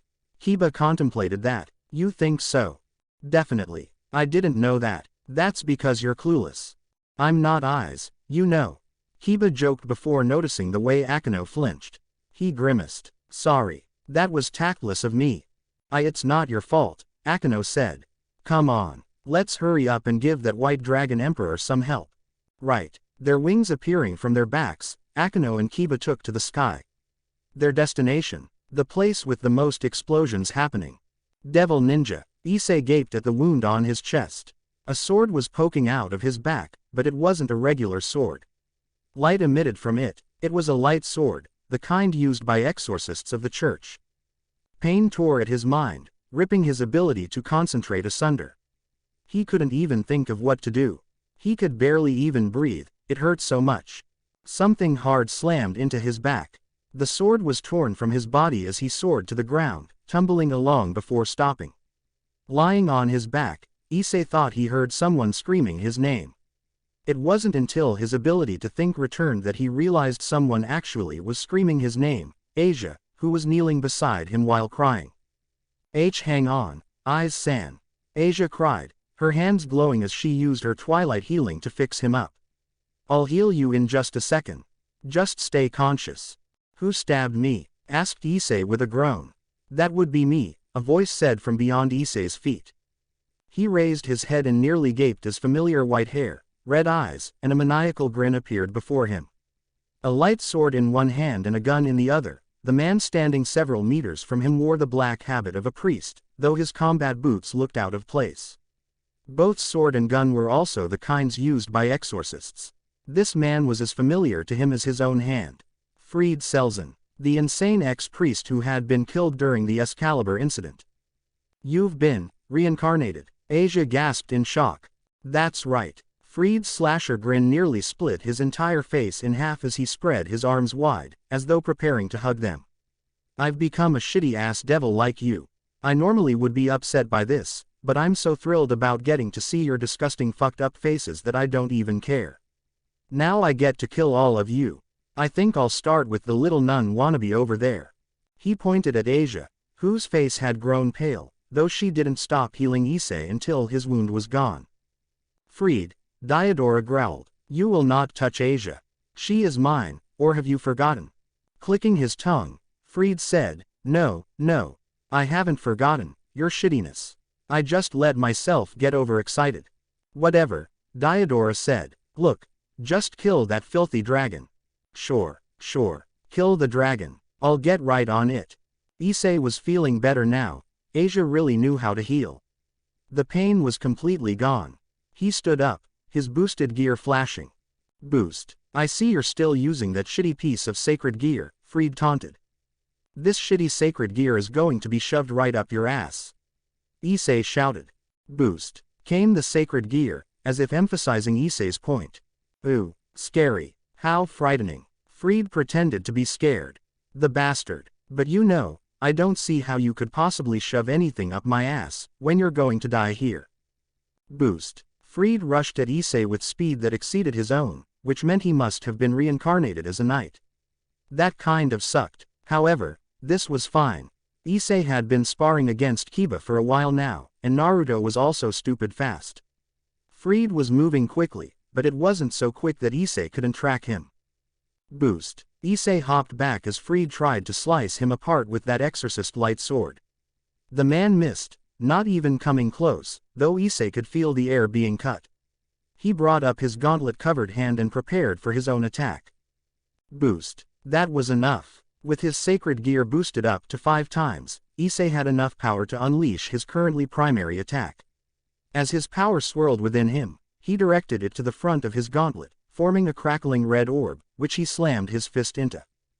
Dragon shot. A massive beam exploded from his fist, expanding quickly as it headed straight for Fried, except Fried was no longer there.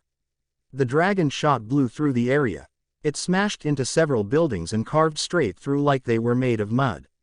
Fried was gone. Sorry. A shout from above. It was Fried, descending toward Issei with a maniacal grin. That sort of straightforward attack won't work on me, you shitty little devil bitch.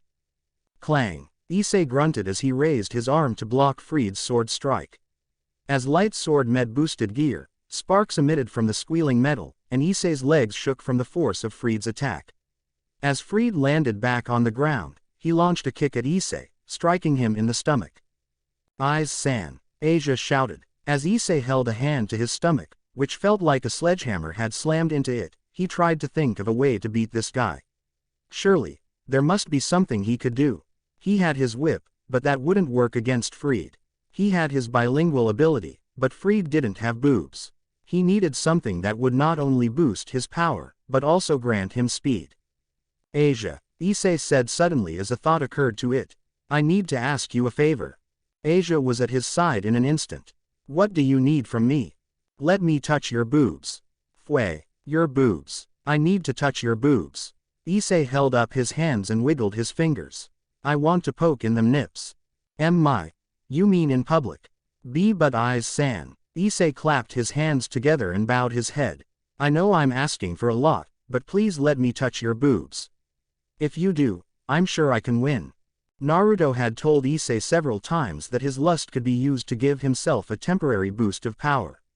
That was why they trained using Oroku-chan, Naruto's female form. It helped him focus his lust into a weapon. But what if he combined his lust for breasts with his love for Asia? Wouldn't that give him an even bigger boost? That was why he wanted to see Asia's breasts, to touch them. He was sure he could win if he got to fondle those sweater stuffers. Oh okay, Asia, despite her face being redder than a fire truck, got a determined look in her eyes. If Aiz-san says he needs my breasts, then I'll show them to you. Asia grabbed her nun habit and pulled the front open. She was wearing a bra, white cotton, very pure, just like her.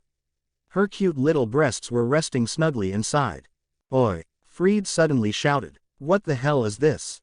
I thought we were fighting, not fucking. Do this shit after I've killed you. Shut up. D-bag. Issei shouted. Can't you see this is the single most important event of my life? I'm gonna poke Asia-chan's funbags. I'm gonna press them nips back into her marshmallow heaven. I'm gonna. Aiz-san. Asia shouted. Whoops. Sorry. I guess I got a little overexcited. It's okay. Asia said, looking away. Just please hurry. Having them out like this is embarrassing.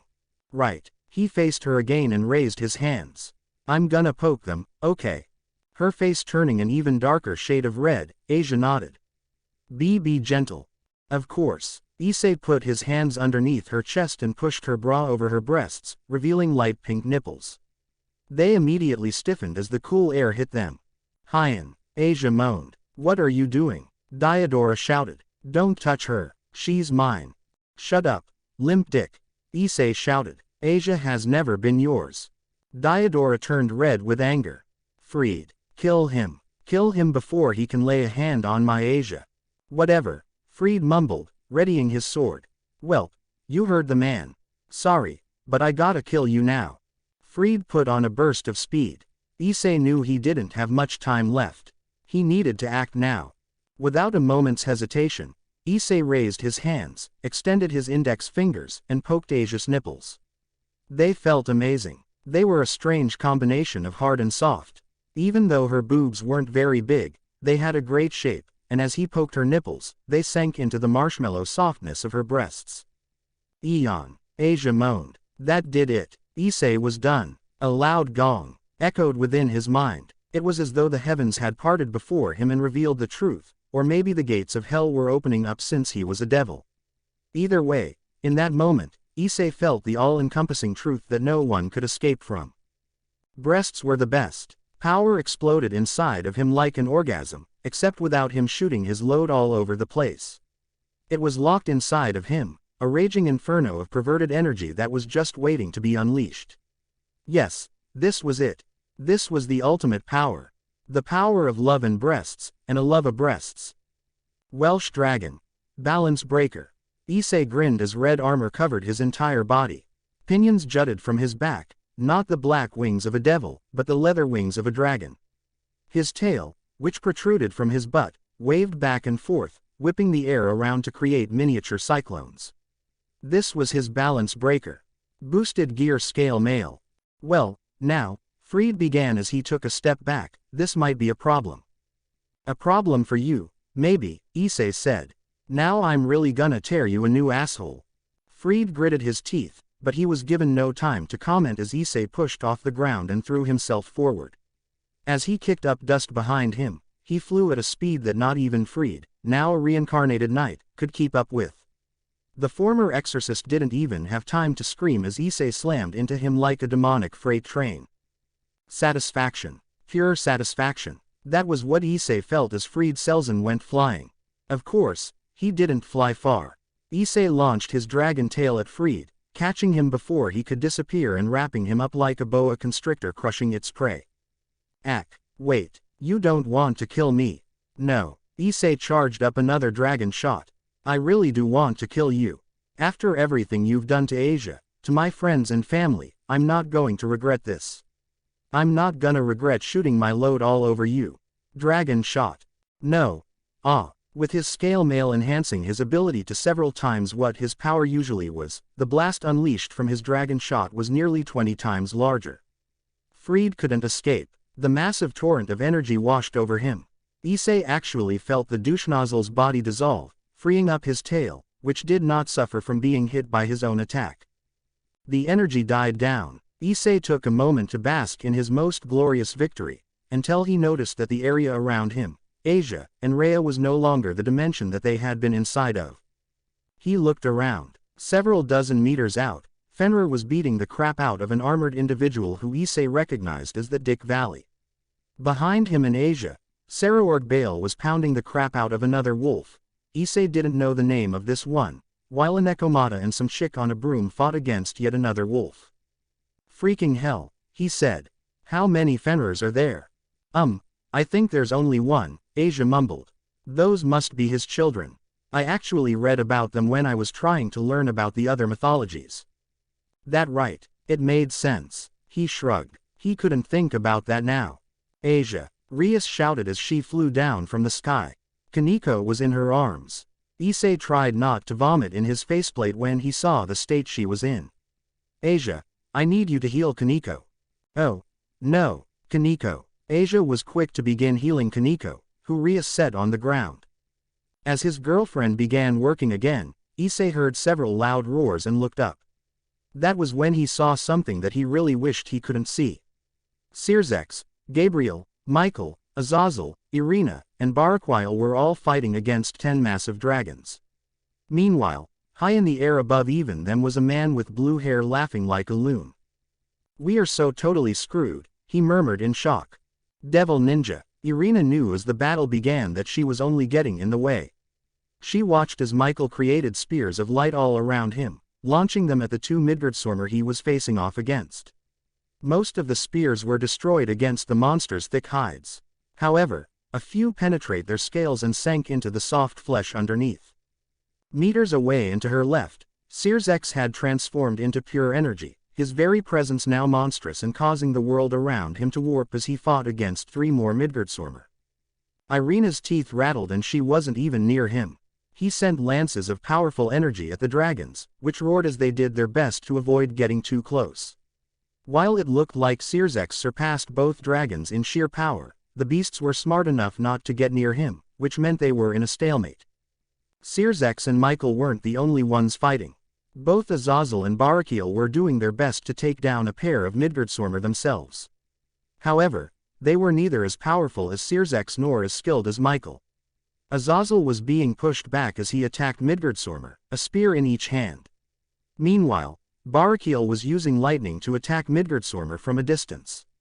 None of their attacks did much damage. Irina was fighting her own Midgardstormer, though she only had one to contend with. That was good because she couldn't even deal with the one. Her swords bounced off Midgardstormar's skin. Her spears shattered against its scales. Nothing she did damaged it. Midgardstormer opened its mouth and unleashed a massive blast of fire, a cone of white-hot flames that Irina barely avoided by flying up. Even though she dodged, the heat made her break out into a sweat, and the soles of her shoes melted. I wish Dulio-sama was here. If Dulio-sama had been here, then maybe she would have stood a chance. Then again, if Dulio-sama was fighting, she probably would have only gotten in his way.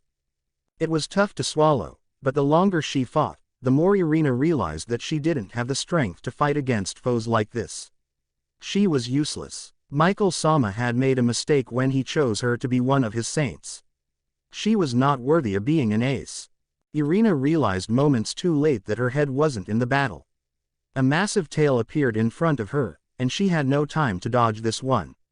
Her entire front exploded as the tail smacked her. Agony flooding her body, she screamed as she rocketed down toward the ground. The air around her whistled, drowning out her pain-filled screams. She was going to hit the ground. She was. Whoa, a voice said in her ear. It took her a moment, but she soon realized that she wasn't moving anymore. In fact, she was rather comfortable now, save for the pain from having been hit by a dragon's tail. She looked up, into the familiar blue eyes of someone she knew very well. It was Naruto, one of the people who Irina now lived with thanks to the exchange program between the 3 factions. Naruto-san, that was a pretty close call, huh? Naruto's grin put the sun to shame. You okay, Irina? Yes. It was only after she started speaking that Irina realized she was in his arms. Could you put me down? Huh, oh, sure. Irina breathed a sigh of relief as Naruto released her. The more time she spent around him, the more she appreciated his strength and personality. At the same time, it worried her. If he kept sticking around Naruto, what would happen to her feelings for Issei? But Issei also has a girlfriend. The Bible says polygamy is sin, so I'd be a sinful woman if he and I dated, wouldn't I? Then again, Naruto was also in a relationship with Rias, Kaneko, Ravel, and maybe even that little one calling herself Ophis. Wouldn't dating him make her even more sinful? It probably would. She would have to be careful of Naruto in the future, Issei, too, for that matter. Thank you for the help, Irina said. No problem, Naruto replied. By the way, the dragon is coming back. What? Irina whirled around to see that, yes, the Midgardstormer was coming back around for another attack. She braced herself. She needn't have bothered. A golden light zipped past her, and Irina almost gawked when she realized that it was Naruto. Her friend and housemate blitzed Midgardstormer with a powerful attack that she could barely see. All she saw was a ball of light forming in his hand, followed by a loud cracking wail, and then Midgardstormer's entire head exploded as Naruto slammed the sphere into it. What sort of attack was that? Irina wondered. She stared at the body falling to the ground, and then looked back up at Naruto, or where Naruto had been. He was no longer there. Devil Ninja. Valley flinched as Fenrir tried to crush him with its claws. Although each attack missed him by a hair's breadth, the wind pushing against him, force built up from the monster's swings, caused him to stumble. What's more, none of his attacks worked. Fenrir shrugged off every attack Valley launched, regardless of whether it was magic or a physical attack. This truly was an impressive beast. Valley thought he might have been able to win if he used Juggernaut Drive, but winning wasn't his aim. Arthur had better come through for me quick. Arthur Pendragon was setting up a spell to contain Fenrir, which would allow them to lock this beast up and control him via Excalibur Ruler. The problem was that the spell to contain Fenrir took time to complete. It wasn't as simple as creating a magic circle. This magic took time to create, time to cast, and time to execute. That was why Valley was fighting Fenrir. He was buying Arthur that time. Dragon Shot. A massive bullet of pure energy slammed into Fenrir's face, but while the monster shrugged the attack off, getting smacked in the face enraged it. Fenrir's roar echoed across the Colosseum. Sword birth. Dozens of swords shot up from the ground underneath Fenrir. Again, the weapons did nothing. They shattered against the monster's skin. Even so, the attack enraged Fenrir even more. Valley used the beast's distracted state to launch his own attack, a projectile of energy that slammed into Fenrir's face. A massive explosion sent Fenrir back. As it dug its claws into the ground, a bolt of lightning struck it from above. Two figures suddenly appeared before him, one darting along the ground with incredible speed, and the other flying down from above. It was Kiba and Issei. Valley stared at the pair, a single raised eyebrow. "What are you two doing?" he asked. "We're here to fight Fenrir with you." "What's it look like we're doing, asshat?" Issei said, shaking an angry fist at him. "I don't need your help," Valley said. "What sort of douchey response is that?" Issei shouted. "While I'm normally not the sort who would intrude upon another person's battle, I really think we should work together," Kiba said. Valley clicked his tongue. "Whatever. Do what you please. Now that's what I'm talking about." Issei slammed his fists together. It didn't take long before Valley realized that having two people, three if he included Akeno launching spells from above, that he didn't know fight alongside him was more of a hindrance than a help. Issei kept getting in front of him when he tried to attack. While Kiba was a bit better at not getting in his way, the knight's fighting style ran contradictory to Valley's. He was nothing like Arthur despite also being a swordsman. Valley tried to fling an energy projectile at Fenrir, but Issei got in the way, and the projectile exploded against his back. Issei screamed and stumbled forward. Growling, he turned around and yelled at Valley. "What the hell, Valley? Why did you do that?" "Don't blame me," Valley shouted back. "It's your fault for getting in my way." "Getting in your way? You're the one who's in my..." "Whoa." Issei and Valley had been practically nose to nose when they were forced to leap apart. Fenrir's claw passed between them. As the beast's paw slammed into the ground, the earth shook and several large chunks of rock flew at the two, uplifted from the force of the palm slam. Now isn't the time to argue, you two, Kiba said as he tried to cut into Fenrir's body, tried being the keyword. His sword shattered against the wolf's body. In return, Fenrir tried to swat him aside, but Kiba darted backward too quickly for it to hit him. Issei growled, but he didn't argue. Then what do we do? Nothing we've done so far has hurt this thing. We don't need to defeat it, Vi said. We just need to keep it distracted while my companion casts his spell. Got it, Kiba said, readying his blade. Let's go, eyes. Right. Valley hung back as Kiba and Issei attacked Fenrir together. They split up as the giant wolf tried to smash them, each attacking from an entirely different direction and angle. Issei came in high. Kiba attacked from down low. While Kiba swung his blade at Fenrir, slamming it into the monster wolf's lower back, Issei launched a powerful punch that rang out like a thunderclap. Neither attack did anything to Fenrir, who shrugged off both the punch and sword like he was being splashed with water.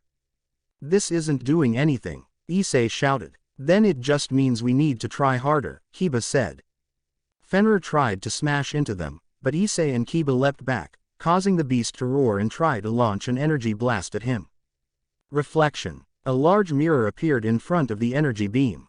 The blast hit the mirror. Then it bounced off and struck Fenrir. A loud roar echoed off the walls, rending the air. Valley frowned. There was a burn mark on the wolf's face.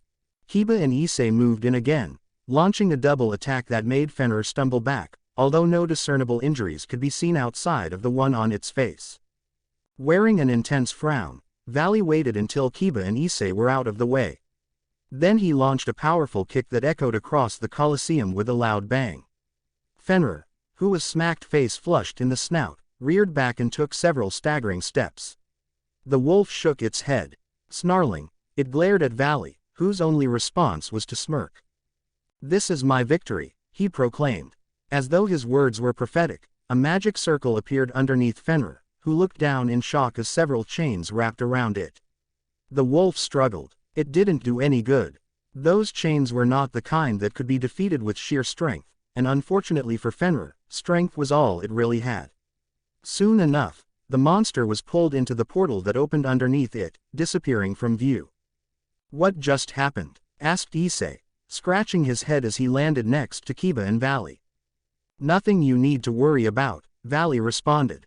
If it's all the same to you, I'll take my leave now. I got what I came here for. Issei muttered. Valley didn't listen. He had done what Ophis asked of him and got a prize out of it. He was satisfied. I wonder how the others are doing, Valley thought as he disappeared within a portal himself. Devil Ninja. Lefay flew around Hattie on her broom, launching several spells at the giant creature. The bolt of lightning flew from a magic circle and struck the beast dead on. She frowned when she noticed that it was negated by Hattie's fur. Grounded. It looked like the fur acted as an insulator. Down below was Kuroka. She launched numerous fire-like projectiles at Hattie, a pale blue ball of flame, each of which struck someplace vital. These couldn't be shrugged off as easily as Lefay's basic spells, which were the only spells in her arsenal that she had used so far. They were nature magic attacks. Those were quite deadly. I can't let her be the only one doing something. Lefay decided that it was time to bring out the big guns, and by big guns, she meant some of her most advanced and powerful spells. Black magic, white magic, Norse magic, fairy magic, teleportation circles. She knew spells from everything, but she wouldn't use those spells. If she was going to defeat Hattie, she needed something more powerful, something with more oomph. As Naruto might say, Septem debus et septem noctibus combers. Qui intelligent, peccata poenitentium decalo et facies eudicium. Fulmen caelestis. A giant magic circle appeared above Hattie, numerous powerful and ancient seals and symbols lining the entire thing, circling around and within it. Many people would never be able to read those symbols. They were archaic. Each symbol lined the inside, sealed within a circle and a hexagram. Energy gathered within those circles, fire, roaring and powerful. A little more time. Hey, Faye, Kuroka shouted as she leapt backward. Her blue flames, infused with nature magic, engulfed Hattie but didn't actually damage the wolf. They merely grazed its fur, which was almost like armor. How much more time do you need? Just 30 more seconds. Damn. All right. Hattie leapt into the air and tried to crush Kuroka underneath its weight. While the black Nekomata was able to avoid it, leaping backward, the rumbling earth made her lose her balance. Perhaps the wolf sensed that she was off balance, for it leapt at her with claws and fangs bared. However, Kuroka was a Nekomata, a cat monster, and Hattie must not have known that cats had a great sense of balance. What at first seemed like Kuroka being thrown off balance was soon revealed as a feint. Hattie's head was rocketed back when Kuroka kicked the underside of its chin. LaFay looked away from the battle happening down below and up at her magic circle. Power crackled inside of it. Flames of holy white fire swirled around like a tornado. It was ready. My spell is ready, Kuroka. Kuroka didn't look up. She leapt back several meters with a few massive leaps that relied on her powerful legs. Hattie tilted its head, confused, as Kuroka suddenly split into several different Kurokas. It was an illusion used to confound one's sight. Only an expert in the sage arts could use it. LaFay raised her hand, and then, with a deliberately swift movement, she brought it down hard. A massive flame shot from the magic circle. It descended to the earth. Hattie didn't even get a chance to move before the flame slammed into him. The last LaFay saw of Hattie was the wolf roaring in agony before he was consumed by the divine fires of her forbidden magic. Sorry, she apologized softly, but I couldn't let you keep rampaging. You hurt Naruto's friends. That's unforgivable. She looked around. The other Norse wolf had been defeated by the one known as Serord Bale. LaFay hadn't seen what had happened because the beast had been defeated so fast, but it didn't matter. With Hattie now dead, she and Kuroka's task was done. It was time to leave. LaFay sighed. She had really wanted to see Naruto. Devil Ninja. Naruto didn't really know who the guy in front of him was. Well, that technically wasn't true. He had never seen the guy before. However, there was no mistaking that hair. Sasuke. Naruto pointed. You've grown out your hair. And dyed it. Yuck. What an ugly color. Who the fuck dyes their hair blue? What kind of pansy are you? The one whom Naruto called Sasuke stared at him like he'd just shit a brick. His face soon turned an interesting shade of crimson, and several tick marks appeared on his forehead, bulging veins that throbbed in time to his angrily beating heart.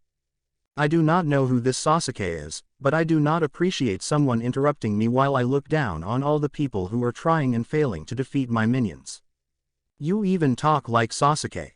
Shut up. Sasuke created several dark purple bolts of lightning, or something very close to it, which he sent hurtling at Naruto. While Naruto had no idea what sort of magic this was, he wasn't too worried. It was moving slowly, well, slowly for him. With his chakra cloak activated, dodging the lightning was a simple matter. He used the immense speed granted to him to practically disappear and reappear at will.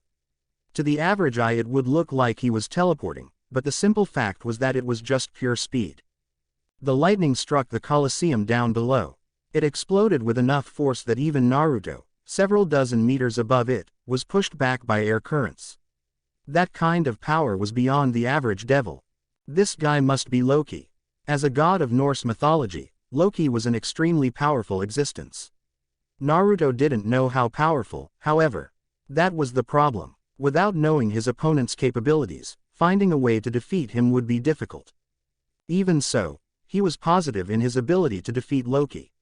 Yeah, this guy was a big bad with godlike powers, but he couldn't have been more powerful than Ophis. The problem wasn't a matter of, could Naruto beat him? The biggest issue was, could Naruto beat him without destroying the entire city? Naruto clicked his tongue when several burns appeared on his arm after he blocked one of Loki's fireballs. He retaliated by sending 6 chakra claws with a Rasenshuriken on them. 5 of the 6 were destroyed before they could even reach Loki. The last one slammed into Loki's face. Chuckling as the Norse god screamed and flew backwards against his will, Naruto flapped his devil wings and soared toward him. This Loki character seemed like a long-range magic user. Magic users normally sucked at close combat, so if he got close and personal, he should be able to wail on this guy. Rasengan. Once more, Naruto created numerous Rasengans with his chakra arms and launched them at Loki from different angles. The Norse god clucked as he sent lances of bright yellow energy outward, slicing through the chakra claws with ease. He then pointed a finger at Naruto. The finger crackled, sparked, and then a massive spear composed of white lightning blitzed toward him. Bijudama. Beast balls were a specialty of the Biju. For Naruto, the holder of Kurama, now a 10-tailed being with incredible power, creating one was as easy as breathing. The lightning spear was annihilated by the Bijudama, which continued on to strike Loki. Sadly, Loki wasn't a god for nothing. With a scream that rang out across the entire Colosseum, he punched the Bijudama with his bare hand. He probably shouldn't have. For the first time in a while, Naruto used devil magic to create a shield around himself as, worse than the fiercest tempest, a great wind kicked up from the explosion and threatened to blow him away. It howled in his ears, loud and ferocious. The wind was too great. Naruto flew down toward the ground, slamming into it with enough force to leave him breathless. However, he knew that he couldn't stay there, lying around like a lemon. If it was bad for him, it would be worse for his family. Naruto stood up. His legs threatened to snap. He looked around. Irina was lying on the ground, her body slowly being crushed by the immense pressure generated from the attack. Activating his chakra cloak, Naruto rushed over to her. He knelt down and covered her body with his own. As he shielded her, Naruto created a shadow clone, which created a shield out of chakra hands and ran off. Seeing how the clone was successful, he created several more. Their job was to find his friends and shield them from the backlash of his attack as well. This is a lot more powerful than I thought it would be. Did you already forget that I have 10 tails now? How about that mountain you and I accidentally destroyed? What were you expecting? I don't know. I didn't think he'd try to punch it. I'm beginning to think all gods are idiots. Not that you're much better. Ouch. Harsh much. The howling, fierce winds eventually died down. Naruto had been using magic and chakra to protect himself and Irina, so he hadn't realized it at first, but upon looking up, he discovered that he and Irina were lying in a massive crater. No, it was more like a canyon. Numerous land masses towered over him and Irina. There were several paths where the earth had cracked that he could walk through. NNNGG. Naruto looked back down as Irina groaned, her eyes slowly flickering opening. She blinked several times. Hey, are you okay? NNN, I'm okay, she slurred. She trailed off. Naruto wondered what was going on as her eyes slowly widened and her face turned red. Naruto-san. Yes. Irina's thighs squirmed. Could you please, get off of me? I suppose I could. Naruto stood up, then offered his hand to Irina, who stared at it for a moment before placing her own hand in it. He pulled her to her feet. What happened? Asked Irina. This is my fault, he admitted. I didn't think Loki would try to punch my attack. Had I known he would do that, I would have used something that couldn't be punched. Irina stared at him. This is the result of Loki punching your attack. It's called a Bijudama, Naruto said. It's used by gathering chakra and densely packing it into a ball about the size of my fist before shooting it at someone. It has enough raw power to destroy a mountain. I figured Loki wouldn't be able to block it like he did. Irina paused, shook her head, and then started again. I don't even know what to say to that. Naruto shrugged. We can worry about what you should say later. For now, we should go find our friends. Without waiting for her response, he grabbed her hand and gently tugged on it to make her follow him. Irina squeaked. It was a rather cute sound. Devil Ninja. The battle was over, which meant it was time to reconnoiter, reconvene, and recuperate. Damage had to be catalogued. Casualties had to be estimated. There was a lot to get done, which meant that Naruto and the rest of the Grimoire peerage were essentially free until further notice, since they had little to do with this particular issue.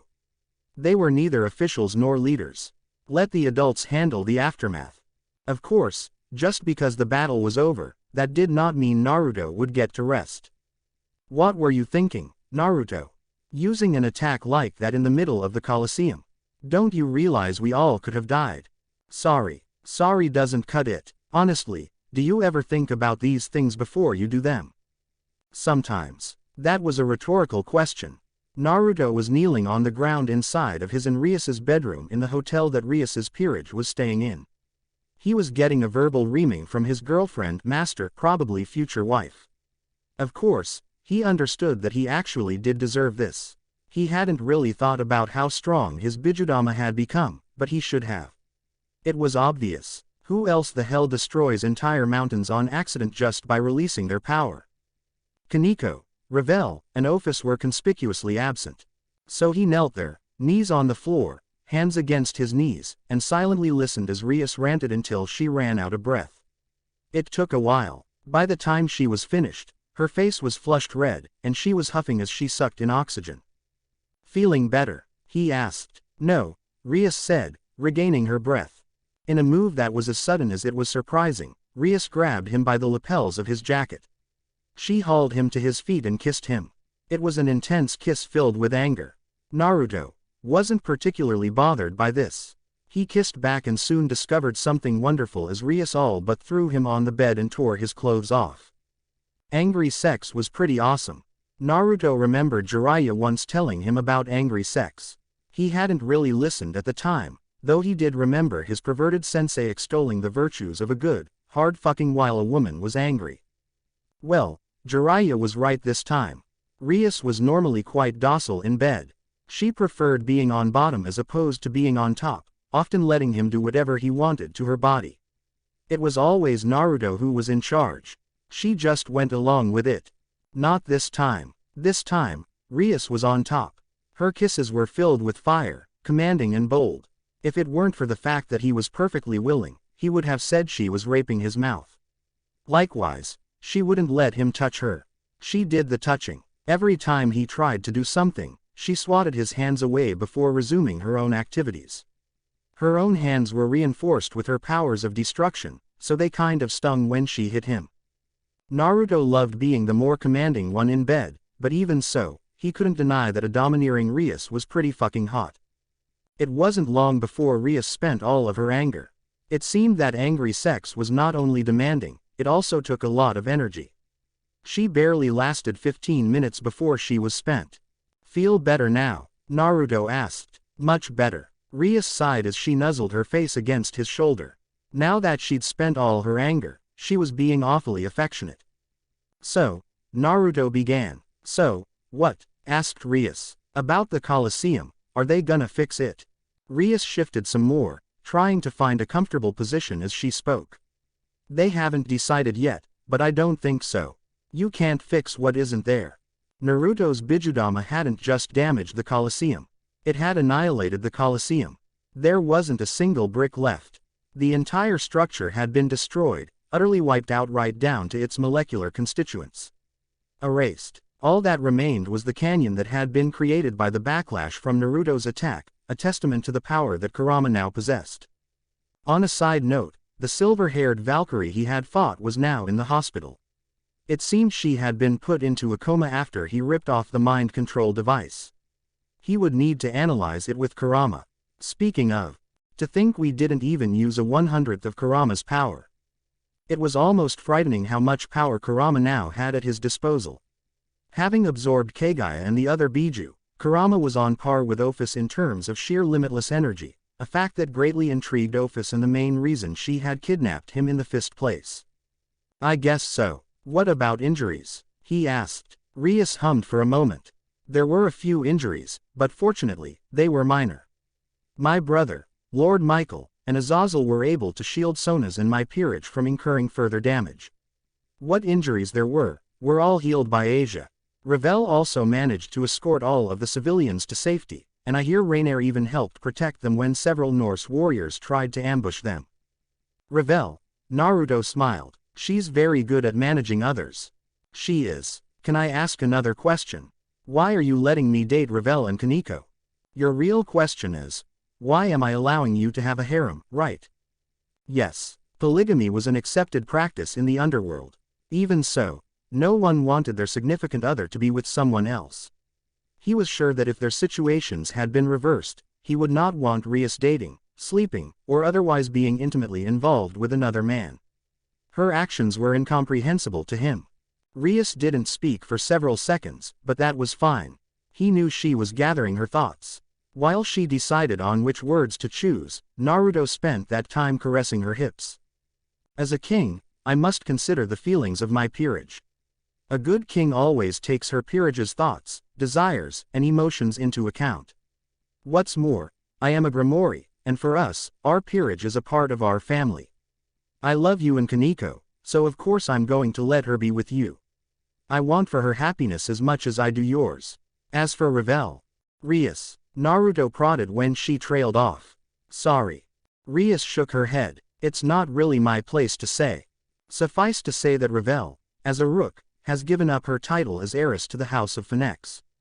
Her potential will be wasted if she stays in her mom's peerage, since her mother is no longer taking part in raiding games, and I shudder to think about what would happen if she was traded off to someone who would abuse her. It's better that she becomes involved with you. Once you become a high-class devil and earn the right to have a peerage, she'll make a great addition. You really are too kind. Naruto kissed her hair. Of course, Kaneko and Revel aren't the only ones who love you.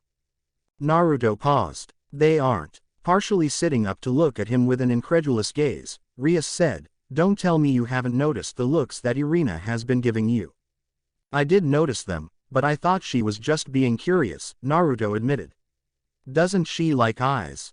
"I believe her feelings are divided on the matter, but I somehow don't think she loves eyes. She and eyes are childhood friends. However, being childhood friends doesn't mean they're in love. That said, I do think she had a crush on eyes when they were younger, which explains why she's divided on who she likes." As Naruto thought about that, Rias laid back down, using his shoulder as her pillow. Naruto didn't love Irina. He liked her, certainly, but they hadn't really spent enough time for him to say he loved her. It wasn't like Revel and Kaneko, whom he had bonded with over the course of time. At the same time, that's only part of the reason you're allowing this, isn't it? Naruto guessed. You're right. There is one more reason. Rias rubbed his chest, eyes staring through the window several meters from the bed. Naruto, did you know that your eyes light up whenever you're being affectionate? They what? They're like a pair of bazillion-watt bulbs, Rias continued. When you and I are going on dates, when you're pampering Kaneko, kissing Revel, or shopping with Irina, your eyes become these beacons of joy. It's like the happiness you feel is so strong that it radiates from them. Seeing you like that made me realize that what gives you the most happiness is making others happy. You give yourself freely to anyone who asks. That's why you were so willing to agree with Ophis after she kidnapped you. Naruto wondered if the heat spreading across his face was due to the temperature. That must have been it. He should create a clone and turn the thermostat down. Did hotel rooms in hell even have thermostats? I'm not sure that's it, he began. I mean, it's true that I like helping others, but... No, that is exactly it, Rias countered before he could make an argument. You're so completely selfless that you would give yourself to just about anyone. While that's kind of annoying, it's also one of the things I love about you the most. If I didn't let you make those girls happy, it would hurt you, and it'll be a cold day in hell before I let that happen. You know that hell does have winters now, right? Thanks to Beelzebub, the underworld was now blessed with 4 seasons. Naruto didn't know the specifics. However, he knew that weather manipulation was difficult to create. Rias slapped his chest. Ass. Chuckling a bit, Naruto soon settled down and grew contemplative. What about you? Doesn't it bother you that I'm in a relationship with several other girls? Not really. I mean, kind of, but not really at the same time. Rias paused here, gathering her thoughts. I know that if I asked you to right now, you would break off all relations with the other girls. That's why I'm letting you have a harem. As long as those girls love you, and you love them, I'm not going to tell you to stop. Naruto had not realized that Rias had seen through him so thoroughly. She was right. He loved Revel and Kaneko, and probably Ophis and perhaps eventually Irina if he chose to let himself grow closer to her. However, Rias was his priority. If there was an existence around which he revolved, that would be Rias. Even if it hurt him, if she said, I don't want you to see them anymore. Then he would obey her, not because she was his king, but because she was just that important to him. I appreciate that, Naruto whispered. Rias kissed his bare chest. Anything for my future husband. Silence ensued in the large hotel suite, with the only sounds being the nightlife outside. As he listened to the noises coming from several stories below, a frown soon crossed his face. Rias. Yes. Where are Kaneko, Ravel, and Ophis? Devil ninja. Kaneko sniffed the air several times, tracking the familiar scent of her sister. It wasn't like the woman was doing much to mask her presence. She was probably leaving a trail on purpose so Kaneko would follow it. The trail led outside of the hotel, toward the back, in a small alley. Kuroka was leaning against the wall, arms crossed under her chest, lips peeled back in a small grin. The black kimono that covered her was quite revealing. It didn't do anything to cover her cleavage, and it split apart at the bottom, showing off her legs. Kaneko frowned. She wasn't the modest type, but she at least had style. What do you want, Kuroka? She asked. Is that any way to treat your big sister, Sharon? Asked Kuroka, smiling her cat-like smile. That isn't my name anymore, Kaneko said. My name is Kaneko Tuho. I'm a member of Rias's peerage now, not your little sister. That girl died after you abandoned her. Are you so sure that? Asked Kuroka, pushed off the wall and walking forward. She stopped when barely half a meter separated them. Blood is thicker than water, you know. You can change your name, try to forget about your past, but you and I will always be sisters. That sort of twisted logic doesn't work on me anymore. Kaneko glared at the older Nekosho. Now what do you want? Such impudence. Kuroka lowered her head and sighed. When she looked back up, her eyes were sharp. I figured I'd give you a warning. You should be more vigilant from now on. Loki isn't going to let what happened in the Colosseum go. You and the rest of the Grimoire peerage put a serious damper on his plans. What's more, Naruto injured him greatly. He'll be coming after you in full force soon. Whatever. Kaneko crossed her arms. If he's got a bone to pick with us, then so be it. Naruto and I will kick his ass from here to Kingdom Come. Kuroka's smile sent a chill down her spine. Is that so? I noticed you've been using Sage Mode. I'm rather proud of you, Sharon. It seems the blood that boils for battle is stronger in you than even I imagined. You're wrong, Kaneko said immediately. Her rebuttal made Kuroka frown. I'm not like you, Kuroka. I don't take pleasure in combat. Are you so sure about that? Kuroka's lips peeled back, revealing her pearly white teeth. We Nekosho are violent. Battle is in our blood. These peaceful days with the redheads peerage, how long do you think they will last until you grow sick of them? If you're trying to taunt me, you're going about it in a piss-poor way. Kaneko closed her eyes. These peaceful days will last forever.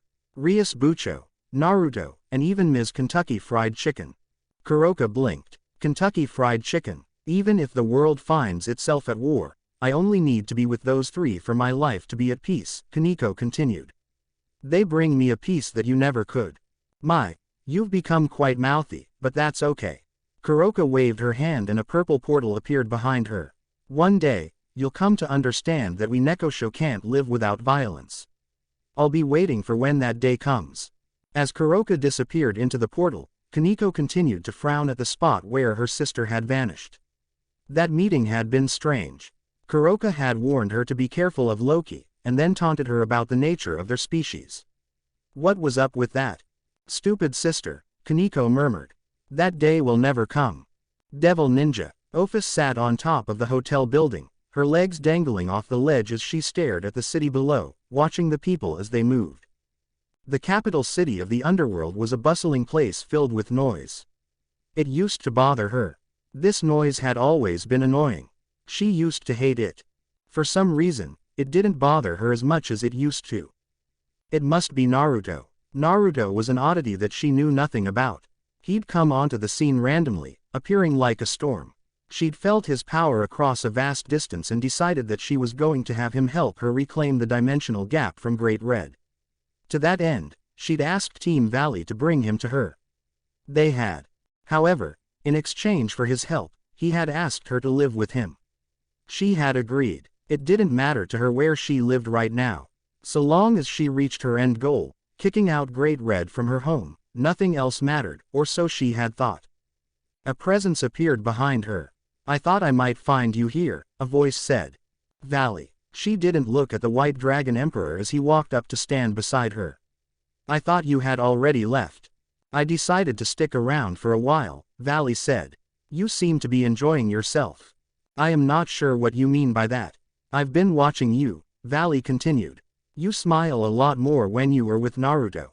Do I? You do. Ophis felt Valley's gaze on her, but she paid it no mind. It almost makes me wonder. You seem so content to live with him. Does that mean you no longer have any intention of fighting Great Red? Of course I do, Ophis answered immediately. Really? Ophis finally turned her head to frown at Valley. Are you implying that I no longer desire to return home? I'm implying that you no longer wish for the silence of the dimensional gap, Valley returned. She didn't show it on her face, but his words struck a chord with her. It was true. The longer she spent in Naruto's presence, the less annoying the noise of this world became. More and more she was becoming interested in Naruto. He was powerful. He formed strong bonds with others. He had agreed to help her but asked that she live with him in return. Nothing he did made sense to her, and she wanted to find out what made him tick, but more than that, she was drawn to his strange charisma. Ophis turned away from Valley again. Even if I decide not to live in the dimensional gap, I still want to kick Great Red out. It's revenge for kicking me out first. I see. Valley chuckled. That's good to hear. I was worried you had forgotten your true desire while you were playing house. Valley's power flared briefly as he opened a portal. Well, I'll be heading back now.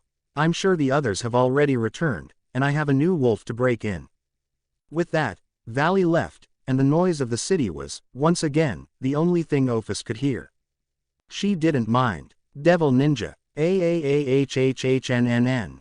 Loki never knew such pain existed. It was like every molecule in his arm was on fire. Even now, days after returning to Asgard, the phantom pain in his arm, his missing arm, was tormenting him. NNNGGG. Damn that devil. He lay on a slab of metal, a medical table that was none too comfortable, but fortunately, the agony ripping through his now non-existent arm blocked out the sensation of everything else. Standing beside the table, using healing magic to try and heal his arm, was Ire, Norse goddess of healing. Her dark red hair fanned across her face. Blue eyes were dull and lifeless as they stared at his wound. She had placed her hands on the stump of his missing arm, green energy emitting from her palms as she did her best to soothe his injury. Loki's arm had been completely annihilated when he tried to block that blonde brat's attack by punching it. He had been so sure that he could defeat anything thrown at him. He was a Norse god.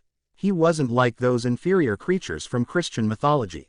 Anything they could dish out, he could take in return 1,000-fold. Those had been his thoughts at the time. His arm had paid the price for his hubris. You're quite lucky our master was watching out for you, Rizvam Lucifer said, standing on the other side of the table. Were it not for his benevolence, you would have surely died. Loki gnashed his teeth at the devil's condescending look. Do not speak of that thing as if he was my master. I have no master. I am my own master. Rizvam clicked his tongue chittingly. Really, have you forgotten that it was our master's power that allowed you to conquer Asgard, enslave its population, and kill Odin?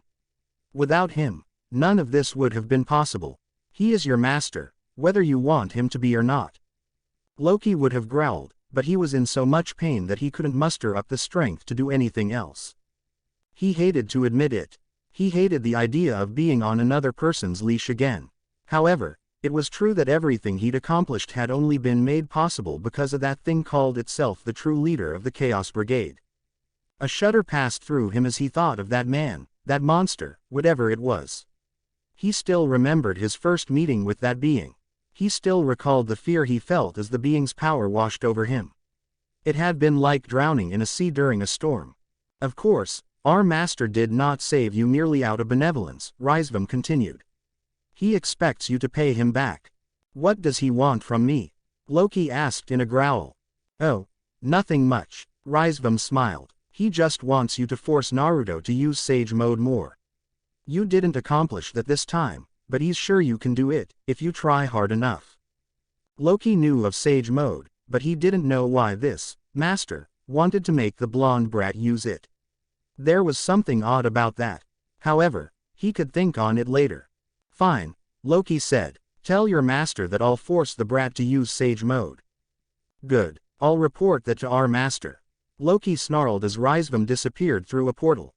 As Ire continued working to heal his arm, he stared up at the ceiling and made a promise to himself. Just you wait. Soon, I'll gain more power than you can possibly imagine. Then I'll kill both you and your master. Ragnarok would be coming soon. Chapter 29, Summertime Fun. Since the Colosseum had been destroyed, the three factions raiding game had been cut short, and the members who'd participated all went back to their regular lives. The angels returned to heaven, the fallen returned to their home, the devils went back to their mansions, and the Grimoire peerage returned to Kuo in the human world. Life went back to normal. Mostly. Ninja-sama. Naruto ducked as Metatron tried to tackle him in a ferocious hug. They had just gotten off the train that traveled between the human world and the underworld several hours ago, and Naruto along with the others had arrived home to discover the ninja-obsessed angel waiting for them. The Archangel must have used a different method to travel between dimensions. The other members of the Grimoire peerage watched as Metatron sailed over Naruto's head, flew out the open door, and landed face first on the porch that led to the entrance hall. The angel skidded across the porch with a harsh sound like someone whose nose was being ground into wood panels. No one really reacted with any shock despite this. Metatron always acted weird. Man, Issei yawned as he stretched his arms above his head. I'm so tired. Screw flying to another country. Dimensional jet lag sucks donkey balls. It is tough, Rias agreed. Why don't we all unpack, and then we can relax by doing whatever we want for the entire day. It's still summer, so we have the time. That sounds like a good idea, Asia said. Given what happened, I think we could all use a little break. In that case, Rainier grabbed Issei's arm and hugged it to her chest. Akeno ground her teeth together. Aiz-kun, why don't you and I have some fun? Issei squirmed in her grip, no doubt struggling between his conflicted feelings for Rainier and his lust for her boobs. Naruto almost giggled. Almost. I don't know if that would be a good, Asia's cheeks puffed out as she hugged Issei's other arm. Don't leave me out of this. I also want to be with Aiz-san. Fine. Rainier agreed easily enough. But you're going to be on the bottom. What? Was Issei's dumb response. Naruto stared at Rainier as she more or less dragged Asia and Issei off. He still wasn't 100% sure about that chick, but he was of the opinion that people could always change. That was how he managed to redeem Gaara, after all. So long as Issei and Asia, the two most affected by what Rainier had done, were willing to give her a chance, he would extend an olive branch to the girl. He looked over at Akeno. She was still grinding her teeth in frustration. It looks like someone's not pleased that Rainier is getting close to Asia and Aiz. He shrugged. Well, it's none of my business. Irina was also staring after the trio in mild disapproval. Naruto wondered if she was jealous. However, after another moment, the girl shook her head, long brown hair, tied into two ponytails, swaying with the motion. I'm not sure I like the fact that Aiz is getting so close to a fallen. But we're all allied with each other now, Naruto pointed out. Irina turned to him. I know it might go against the beliefs you've held for so long, but I think it's good if he can bridge the gap between devils and fallen angels.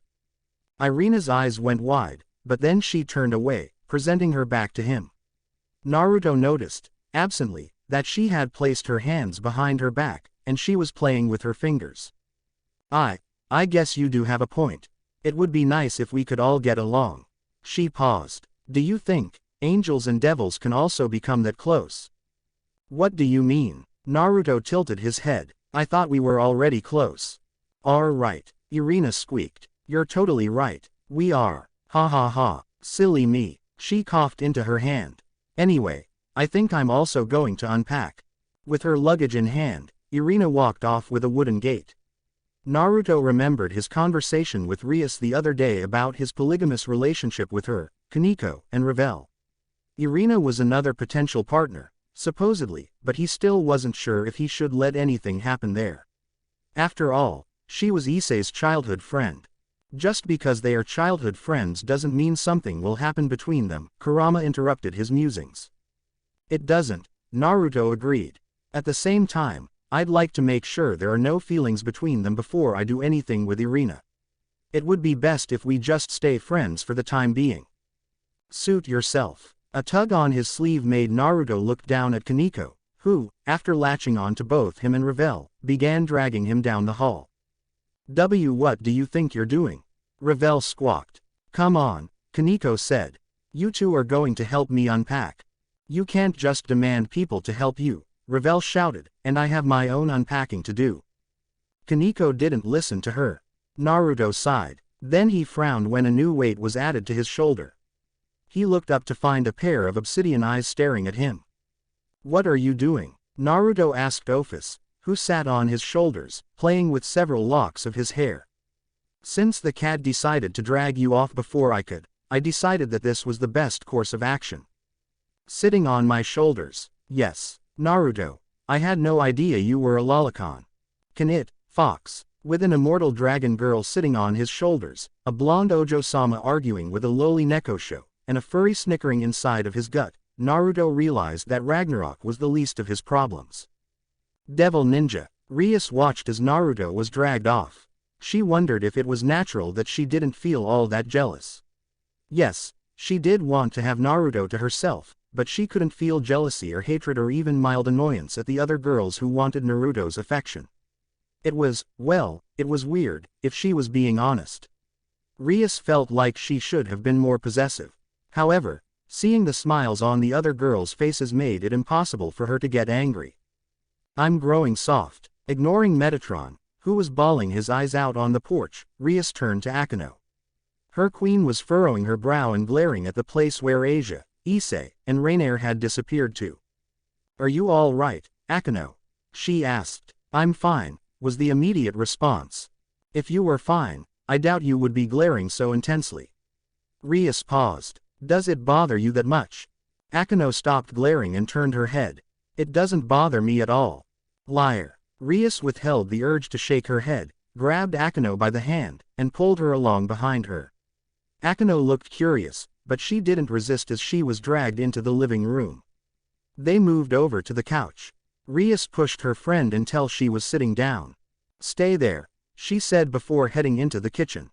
Going through the pantry, Rias grabbed some tea leaves, and then pulled out her traditional tea set and went about making herbal tea. She wasn't as good at this as Akeno was. However, she had watched her queen enough times that she knew how to make some decent tea.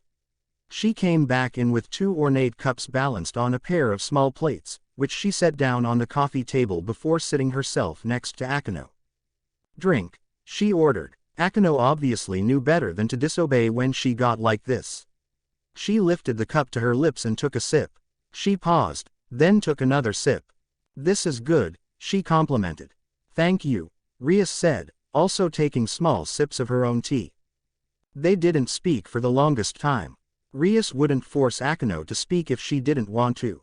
However, she left the invitation to speak open. During this time, she watched as Metatron trudged back into the mansion, his shoulders slumped. He was probably depressed because Naruto kept him at arm's length.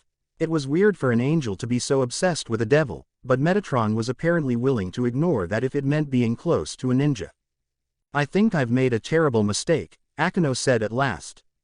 With eyes. Yes. If someone were to ask Rias, she would have said that Akeno had made many mistakes in regards to Issei. The first was deciding to date him on a whim because she wanted a relationship like the one that Rias shared with Naruto. The second was dumping him because of her own insecurities. The third was not confronting him about her problems and finding a solution where both of them could be, if not happy with, then at least satisfied by the outcome. Do you want to get back together? Rias asked. Akeno hesitated. She took another sip of her tea. The hand that held the cup was shaking. I don't know, she confessed. I no longer know what I want. All I know is that I did a disservice to Eyes. I used him, and then when I realized how I felt, I dumped him and ran away from these feelings. Now Rainier has moved in, and I'm not sure what I should do. I don't want her with him, but I don't know if I want to be with him. Does that make sense? Not really. Rias drained her cup of tea. But love rarely ever makes sense, so I think your confusion is natural. Setting the teacup down, She waited until Akano was finished drinking before placing an arm around her queen's shoulder and pulling the other woman into a half-hug. Rias felt guilty. Akano had started dating Issei primarily because Rias had become preoccupied by her relationship with Naruto. Now her friend was running from her own feelings, confused about what she wanted, and haunted by her fallen angel blood. She should have noticed what was happening right away. She should have done something to help. However, the past couldn't be changed, which meant their only option was to move forward. I might not have been there for her back then, but I'll be there for her now. Silently, Rias plotted ways to help her best friend become the playful woman that she remembered. Devil Ninja, I can't believe you are making me help you, Revel complained as she folded Kaniko's clothes and put them in the dresser. I should be unpacking my own clothes. Just shut up and help me, Yakitori. I'll help you once we're done. Don't call me that. Revel wasn't the only one helping unpack Kaniko's luggage. Naruto also helped. He wasn't folding clothes, though. He was grabbing all of the items that they had bought in the underworld and was finding a place for them. It was probably a good thing that most of what they bought was candy. Unlike Rias, who had bought upwards of 100 souvenirs, Kaniko only had a few figurines and some posters that could only be bought in the underworld. I never would have guessed that Kaniko was a fan of magical girl Levi Tan. The things one learned. Ophis was also present, but unlike the others, she did nothing. Sat on the bed and watched the other three, her legs crossed as she stared at them like they were puzzles meant to be solved. Naruto looked at her once he'd finished unpacking. He promptly sweat dropped. Is she staring at Revel's boobs? Ophis was locked into a staring contest with Revel's breasts, which Naruto had to admit were magnificent. He had only touched them on rare occasion because Revel was such a shy, prim, and proper girl. He didn't want to make her uncomfortable. Even so, he often enjoyed watching the way they bounced and swayed inside of her shirt as she moved. The fact that they looked so large on her short frame only made them better. Do you like Revel's breasts? Ophis suddenly asked. Www what? Revel suddenly covered her chest. What about my breasts? If Naruto wasn't so used to Ophis's habit of being weird, he probably would have freaked out. As things stood, while the question was unexpected, he wasn't particularly bothered or embarrassed by it. He couldn't say the same thing about Revel. She looked ready to go flaming chicken on them. I do, he admitted. Naruto-sama. What do you like about them?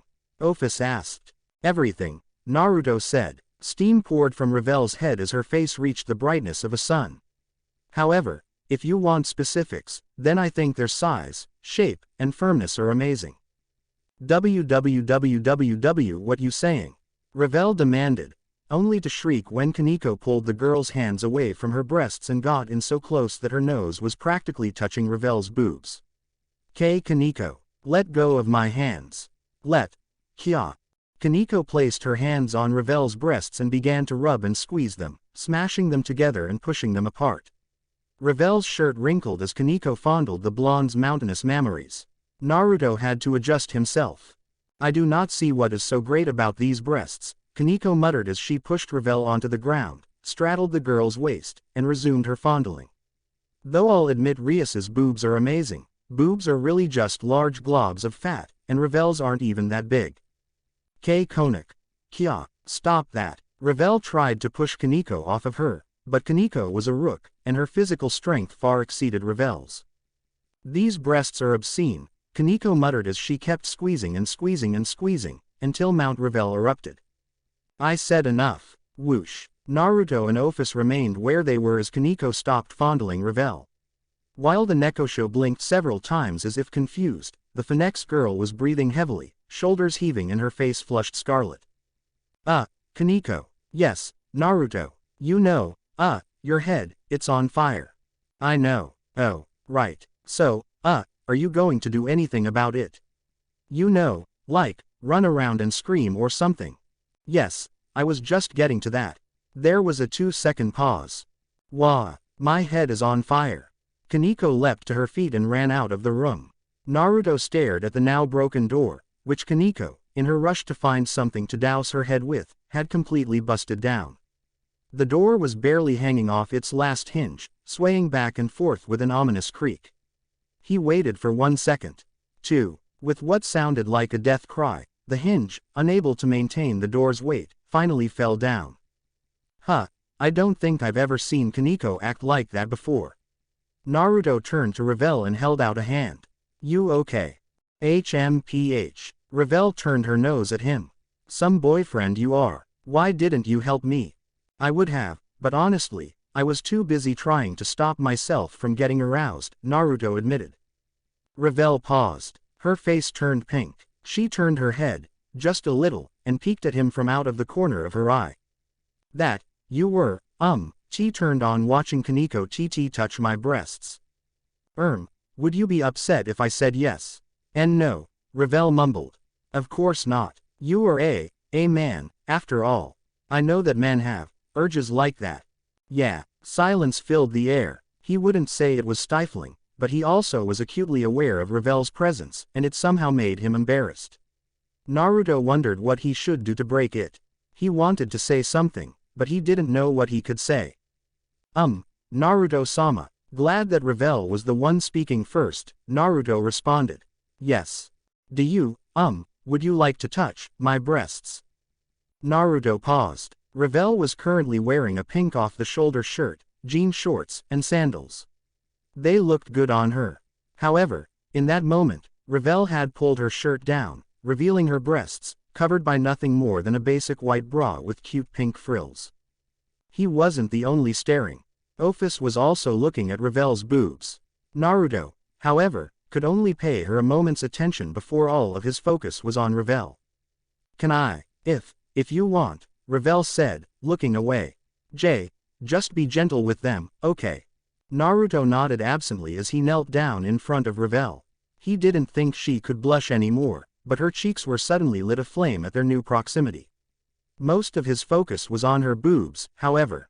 Cupped as they were in a bra, their firmness was readily apparent. What's more, the bra's clasp was on the front. He wondered if she'd bought the bra with moments like this in mind.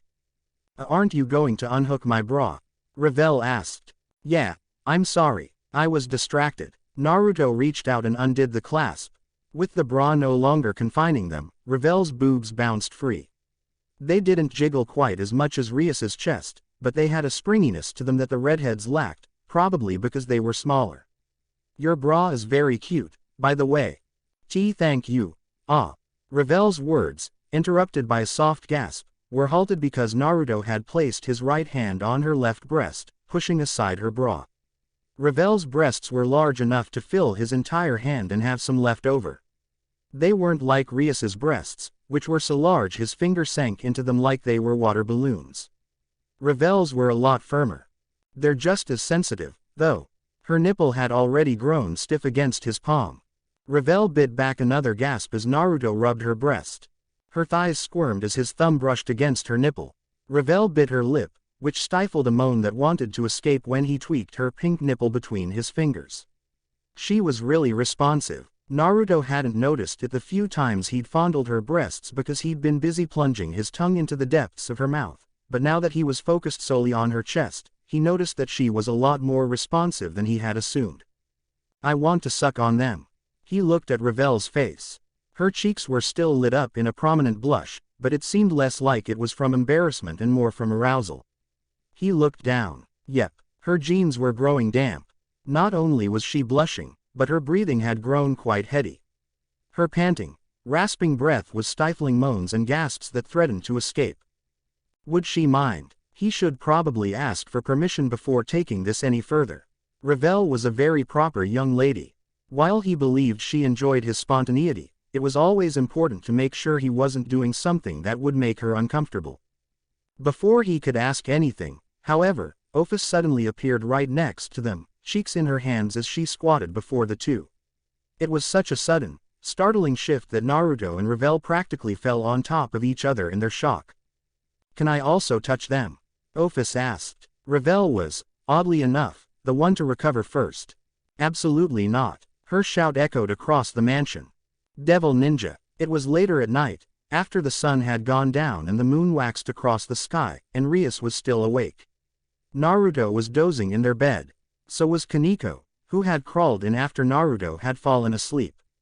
Rias wasn't sure what to think of that. She and Naruto had sex not long ago, and now Kaneko was nuzzling her face against Naruto's chest like an overly affectionate house cat. The problem, she determined, had nothing to do with the act, but with the fact that Naruto and Kaneko were currently naked. If those two had sex on their own time, so be it, but she didn't want Kaneko doing anything with Naruto while he slept. Consent was a two-way road and all that. Though I don't think Naruto would mind all that much. Looking away from her lover and Kaneko, Ria stared out the window as she mulled over the dilemma that was Akeno and Issei's disunity. Naruto had told her not to interfere. He said they needed to resolve this on their own. Rias agreed with him, but she still wanted to help somehow, even if it was just giving them a nudge so they would start communicating again. She couldn't stand seeing the division between them. They're both hurting, though I think Akeno is hurting more than Ise. Issei had been hurt by Akeno, but Akeno was hurting herself. It was like a form of self-mutilation, except instead of physical scars, she was creating emotional ones. It was killing Rias. She loved Akeno and Ise, and she didn't want to see them hurting like this. What's more, because they were hurting, Asia was also in pain, so 3 members of her peerage, her family, were suffering. You seem troubled, Naruto said. Rias was startled. She hadn't known he was awake, or perhaps he just woke up. I'm worried about Akeno and Ise, she said. I figured as much, Naruto said. He blinked several times as his eyes adjusted to the darkness, and then he looked down. He paused. When did Kaneko get in here? After you went to sleep. Ah. Naruto shifted underneath the covers. Rias started when she heard Kaneko moan. She looked down as the covers squirmed like there was something writhing underneath it, and then she looked at Kaneko's flushed face and twitching cat ears. Naruto. Yes, Rias, are you fondling Kaneko? Naruto paused. Maybe. Please don't toy with the girl in her sleep. Rias sighed. I don't think she's gonna complain. Maybe not, but it's the principle of the matter. Wait until she's awake. I am awake, Kaneko said. Naruto and Rias blinked. When did you wake up? They asked at the same time. I've been awake since Naruto's dick started rubbing against my thigh, Kaneko admitted, which was around 15 minutes ago. Rias looked at Naruto, who looked away and whistled innocently. She frowned. Anyway, Naruto started again, why don't you get back into bed? Without anything better to do, Rias did just that, crawling back under the covers and snuggling against Naruto and Kaneko, who was squished between them. Not that the Nekosho seemed to mind in the least. The white-haired girl made herself comfortable. Rias mused that they were currently making a Kaneko sandwich. The thought was vaguely amusing. You mentioned being worried about Akeno and Ise. Naruto prodded. And Asia, Rias said. I want to do something for them, but I'm not sure what. I'm not planning to interfere, she added before Naruto could say anything. I just want to help them. I want to give them an opportunity to clear the air between them. I understand what you're getting at, but, Naruto trailed off, perhaps unable to think of something to say. He had to know how badly this was eating at her. Why don't we go somewhere fun as a peerage? Kaneko suddenly suggested. Huh? Rias asked. Go somewhere fun, Kaneko said. It's still summer. We can take a vacation at the beach with everyone. We'll say that we're taking a break after all the hardships we went through, and then we can think up a plan to get the pervert and Akeno-senpai to start talking. That's a really good idea, Rias said. Actually, it was a brilliant idea, and she wondered now why she hadn't thought of it before. It was still summer. They had the time, and all of them were done with their homework. Plus, after what they had been through, a little R&R at a nice beach might be just what the doctor ordered. At the same time, they could come up with a plan to get Ise and Akeno to start talking again. It was perfect. Naruto sighed as she and Kaneko plodded well into the night. There were so many things they needed to discuss. Location was important, but they also needed to figure out a plan to get Akeno and Ise alone together. Of course, the beach was already decided. However, which beach were they going to was an important question.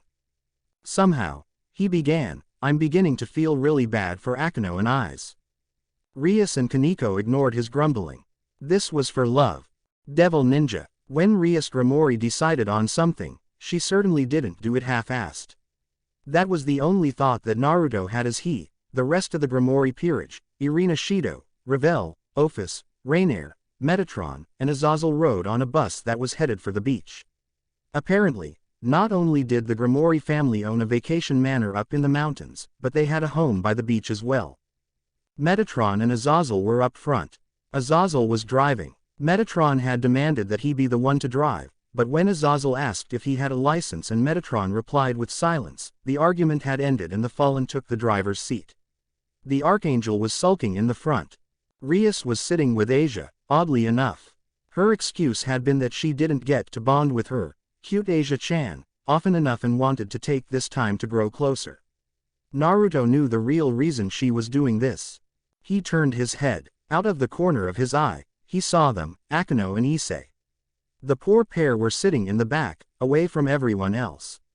They weren't talking. They were just sitting there awkwardly like they didn't know what to say. Part of the reason might have been thanks to Rainier. Hey, Aiz-kun, I got a new swimsuit, the Fallen was saying.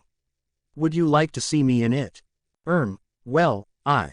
When Issei trailed off, Rainier grinned and leaned over, pressing her boobs into his arm. Oh, I know what you really want. You want to help me change into it. Rainier's grin made Naruto sigh. She was doing this on purpose. That's fine, too, Aiz. If you'd like, you can join me in the changing room and help put on my bikini. Just make sure you're extra gentle, okay? While Issei remained silent, perhaps stunned into silence or maybe unsure of what to say, Akeno was gritting her teeth. The woman looked like she was ready to light the Fallen up like Christmas lights. Naruto wondered what her game was. For what reason was Rainier baiting Akeno like this, or was Issei the one she was baiting? Rias looks pissed, too. His girlfriend was glaring daggers at Rainier as she sat between Asia and Kiba, though she shifted back into a smile when Asia said something to her. Meanwhile, in the seat in front, Kaneko was having a ball playing with Gasper. No. Get that raw fish away from me. Just try a bite, Gaspy. No. Naruto shook his head and sighed. Those two seem to get along well, Irina said. Naruto was sitting between Irina and Ravel. The Phoenix girl was sitting close enough that their thighs and shoulders were touching. She'd also surreptitiously wrapped her pinky around his, as though she wanted the intimacy of holding his hand, but she was too embarrassed to actually hold his hand. Irina, who sat by the window, was further away, but that was like comparing apples to oranges. You think so? He asked. Irina took another look at Gasper and Kaneko. The poor boy was up against the wall, literally, and doing everything in his power not to let Kaneko shove sushi covered in garlic sauce into his mouth. Ophis was also with them. The dragon god seemed intensely interested in the dynamic between the two, or maybe she was just there because Rias had forbade her from sitting on Naruto's lap. There was no telling. Irina looked back at him. Well, maybe not so much. I'm just glad that Cat is bothering Gasper and not me, Ravel confessed. She paused, then added, though I do feel bad for Gasper. Dealing with Kaneko isn't easy. Isn't that the truth? Naruto said. As the ride continued, Naruto noticed that Irina kept stealing glances at the back, at where Issei was sitting with Rainier and Akeno. I'm sorry you had to sit with me, Naruto said suddenly. I bet you were hoping to sit with Aiz, huh? No, not really, Irina admitted. Then she looked away. What I mean is, Aiz is my friend from childhood, so of course I'd like to chat every now and then, but it's not like he and I are a couple. I guess that tale about childhood friends always getting married only happens in anime, Naruto said, suddenly wanting to curse. He'd been watching way too much anime lately. Rias had been practically shoving different series down his throat. The last anime they had watched was actually one in which two childhood friends got together, which was why he'd assumed Irina liked Issei. What was it called again? In any case, I don't mind sitting here like this, Irina admitted. It's nice. I mean, it means we can talk and get to know each other better, right? Yeah, Naruto grinned. Oh, that reminds me. You mentioned a while ago that you like to bake. That's right. Irina suddenly perked up and turned more fully to face him. I'm not really into baking sweets like Ravel here, but I enjoy baking different kinds of breads. After my family and I moved to the Vatican, I learned a lot about the different types of bread that can be made. Did you know that in Europe, bread and cheese with wine is extremely popular? I didn't know that, Naruto said. I always wanted to ask, but what sort of baking techniques are used in Italy? Asked Ravel. Naruto still didn't know a lot about this world, mostly because he didn't care. This world's history, its people, their past and present, it didn't really matter to him enough that he'd bother researching it. On the other hand, Rias, Kaneko, Irina, and the others were a part of this world. He didn't mind learning about what they enjoyed. Time passed as the bus continued toward the beach. Devil Ninja. The Grimoire mansion looked the same as Rias remembered it, though it was more like a large house than a mansion. It had a very modern feel. Shaped like a rectangle, with a flat roof and numerous glass windows and sliding glass doors that led to a porch, it definitely felt more modern than anything else her parents owned. They were so old-fashioned. The bus parked in the parking garage, which was a small 8-car garage that sat off to the side of the house. Because the bus was so big, it took up most of the garage, about 2/3 of it. Okay, everyone. Azazel clapped his hands and grinned. Standing beside him with slumped shoulders was a dejected Metatron. Grab your luggage, choose a room, and get unpacked. We'll decide what we should do first afterward. Who made you the boss? Metatron mumbled. I'm the one that's living with Ninja-sama and the others. I should be the one in charge. Then by all means, Azazel began with a gesture, tell them what to do. You already did that. Rias decided to leave the pair to their arguing. She looked over at where Naruto was chatting with Irina and Ravel as they grabbed their luggage, or, well, Naruto was carrying their luggage. After debating on what to do, she decided to give them some time alone. It was only right since she tended to monopolize Naruto most of the time. Besides, I need to keep Asia occupied.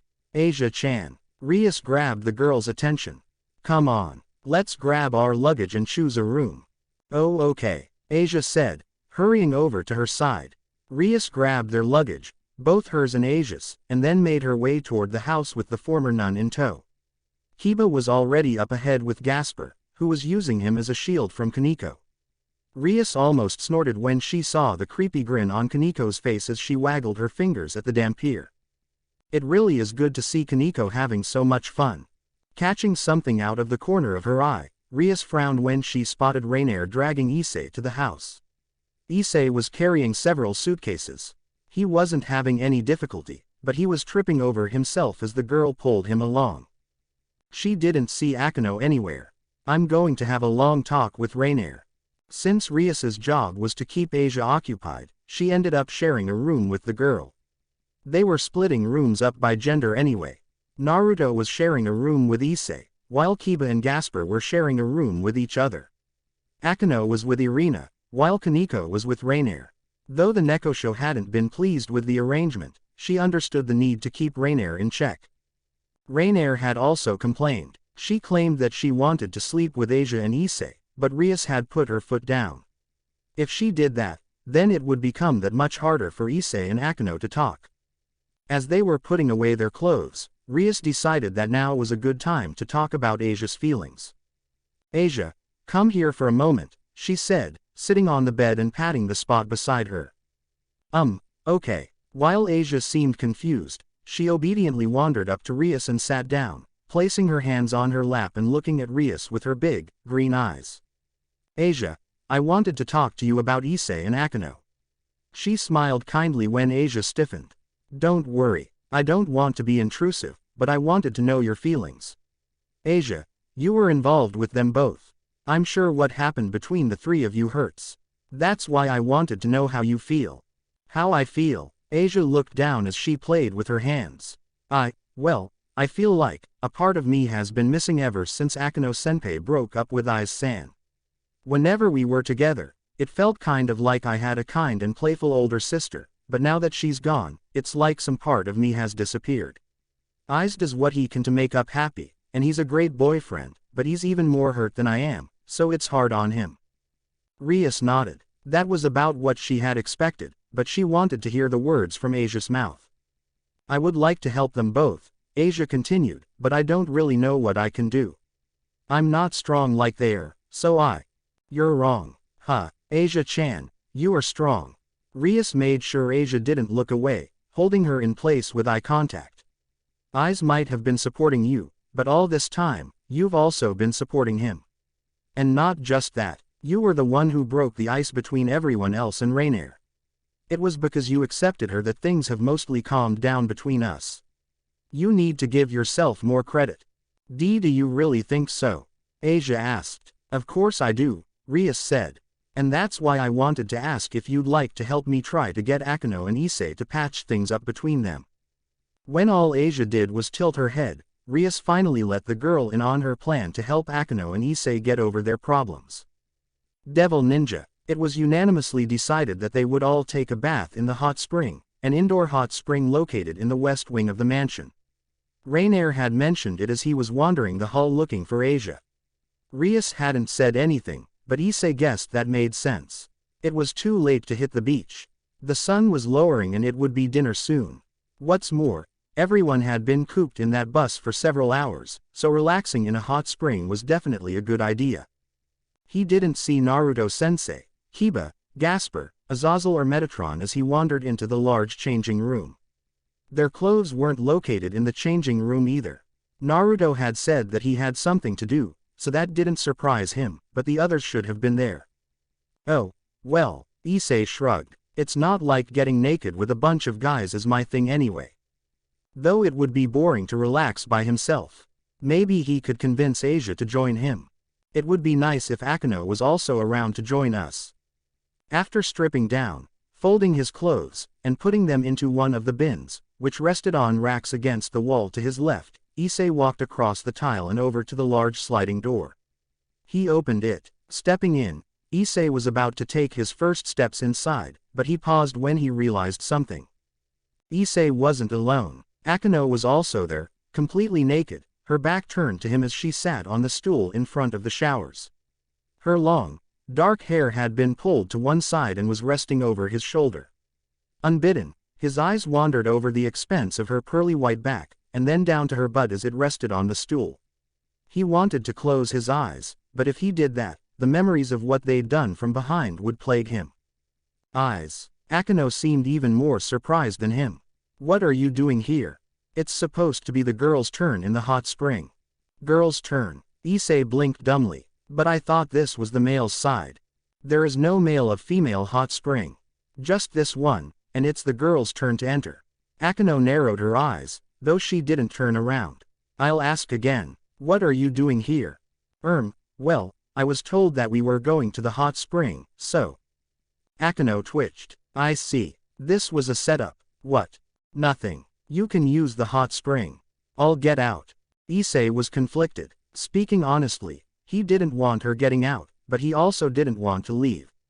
That was a really roundabout way of telling himself that he wanted bathe with her. However, he didn't want to push Akeno either. No, Issei said. You were here first. I'll get out. Akeno raised her eyebrow, but Issei turned around and wandered back to the sliding door. He grabbed the handle and pulled. Nothing happened. He frowned. Then he pulled again. Nothing happened. Gee, that's odd. Issei grabbed onto the sliding door with all his might and tugged, but still nothing happened. Why won't this door open? Stand back, eyes, Akeno said, magic circles appearing over her hands. Issei squeaked when lightning crackled from the circles, and he hastened to do what she told him, scrambling away from the door as she unleashed a torrent of lightning, which struck the door with an unrelenting force. Again, nothing happened. When the lightning vanished after Akeno exhausted her attack, the door remained pristine. I should have known this building would be reinforced to withstand such a small attack, Akeno muttered. Issei worried when her frown became contemplative, as though she was debating whether or not to use a stronger attack. It's fine. Issei held up his hand, which glowed a bright red as he equipped his boosted gear. It might be able to withstand a weaker attack, but I somehow doubt it can deal with a concentrated attack. Boost. Akeno stepped back as Issei began boosting his sacred gear. He figured 5 boosts should be enough. After it was fully charged up, he rushed forward and slammed the boosted gear into the sliding door. Sadly, at the very last second, a magic circle appeared and Issei was sent flying back, his attack never landing. He splashed into the water and came up, coughing and sputtering. What the hell just happened? He asked of no one in particular. It seems someone doesn't want us leaving, Akeno murmured, her eyes narrowing further, and I think I know who that someone is. Devil Ninja, are you ready to hit the hot spring, Asia? Asked Rias. She already had a towel in hand and was merely waiting on her bishop. Since it was the girl's time to bathe, she wanted to enjoy that time with Asia and deepen their bonds. I'm ready, Asia said as she hurried up to Rias. The two of them left the bedroom and wandered down the hall, their feet sinking slightly into the soft crimson carpet. The other girls were probably at the hot spring by now. Since there was only one hot spring, and it didn't have a separation for each gender, the girls were going in first. It was too bad, but not all of the women were comfortable being seen naked by the men, and while Rias didn't care much for modesty, she really only wanted one man to see her naked these days. Before they could get too far, a massive explosion rocked the manor. At first, Rias thought they were under attack, but when, after several seconds, nothing happened, she helped Asia climb to her feet after the girl had fallen down and continued walking. That was when they were met by an angry Akeno. She was dressed in the blouse and skirt combo that she'd been wearing on the bus. However, her sandals were in her hands instead of on her feet. Akeno, Rias asked, what's wrong? Did you already take a bath? Rias, while I appreciate that you want to help me, please, from now on, stay out of my business, Akeno ground out before stomping past them. Rias and Asia said nothing as Akeno disappeared around a corner, presumably heading to her room. What was that about? Standing in place, Rias couldn't help but ask this question as she tried to figure out what Akeno had meant when she said to stay out of her business. Rias hadn't even done anything yet. Akeno saw. Senpai seemed really angry, Asia said. Do you think she found out that you were trying to help her make amends with Aiz-san? I don't see how she could know that, Rias muttered.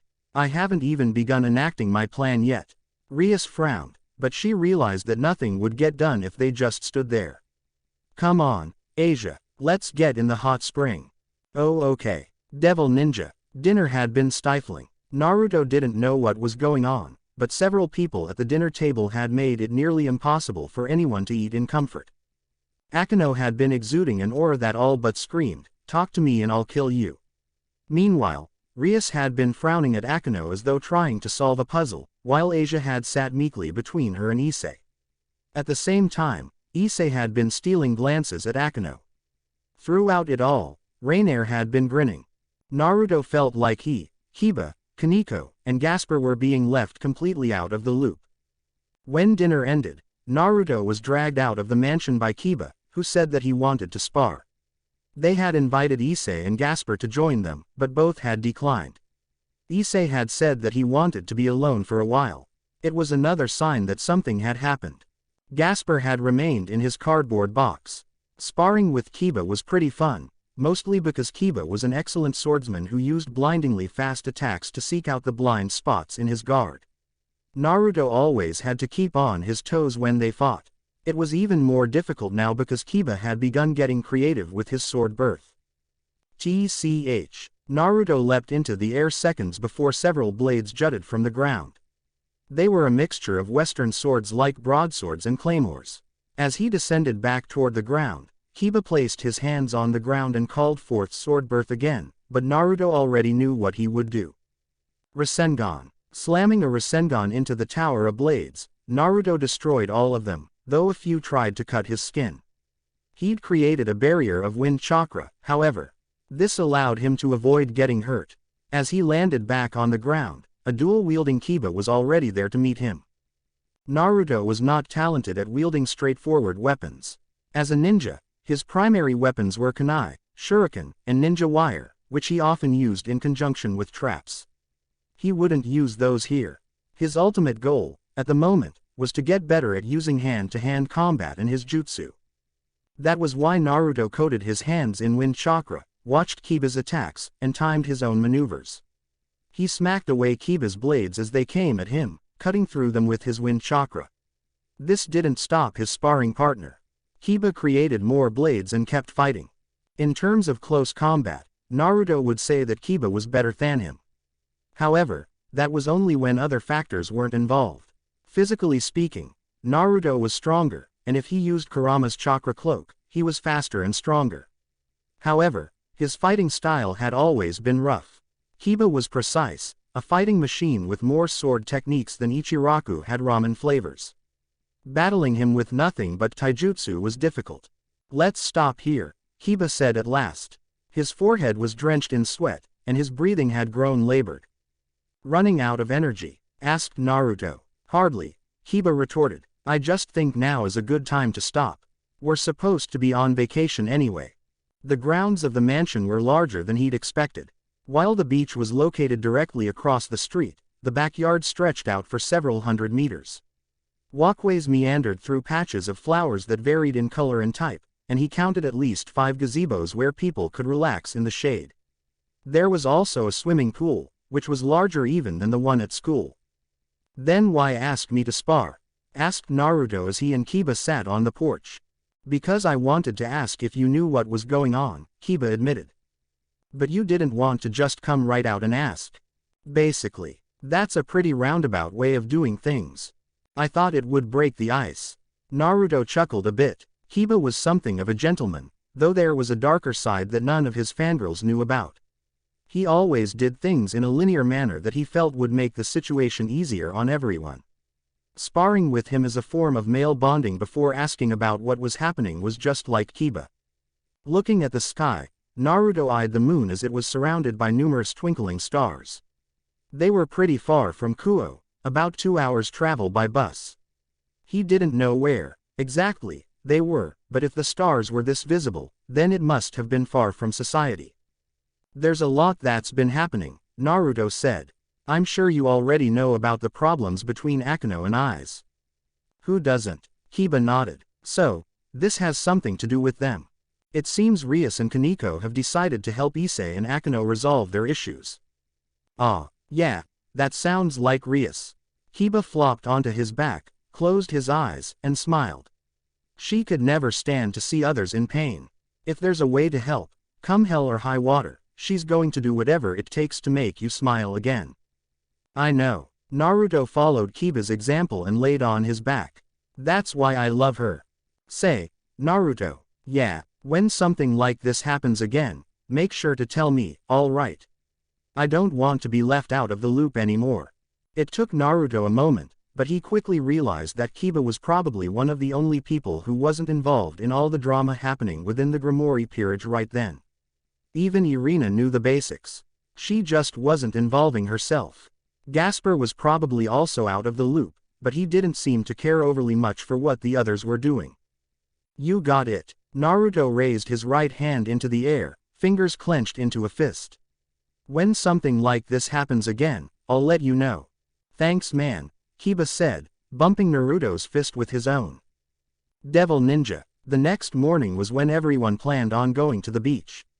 Naruto and Kiba got up early and changed into a pair of swim trunks, Naruto in a bright orange pair and Kiba in dark blue. As they left the room, Kiba eyed Naruto's trunks dubiously, as though trying to figure out why he hadn't been blinded yet. Is there a reason you chose such an obnoxious color? What do you mean? Orange is awesome. I'm not sure I believe that. Oi, don't diss my trunks. They made their way into the kitchen, where the sound and smell of sizzling bacon filled the air. The kitchen was also connected to the living room, which had a very open feel.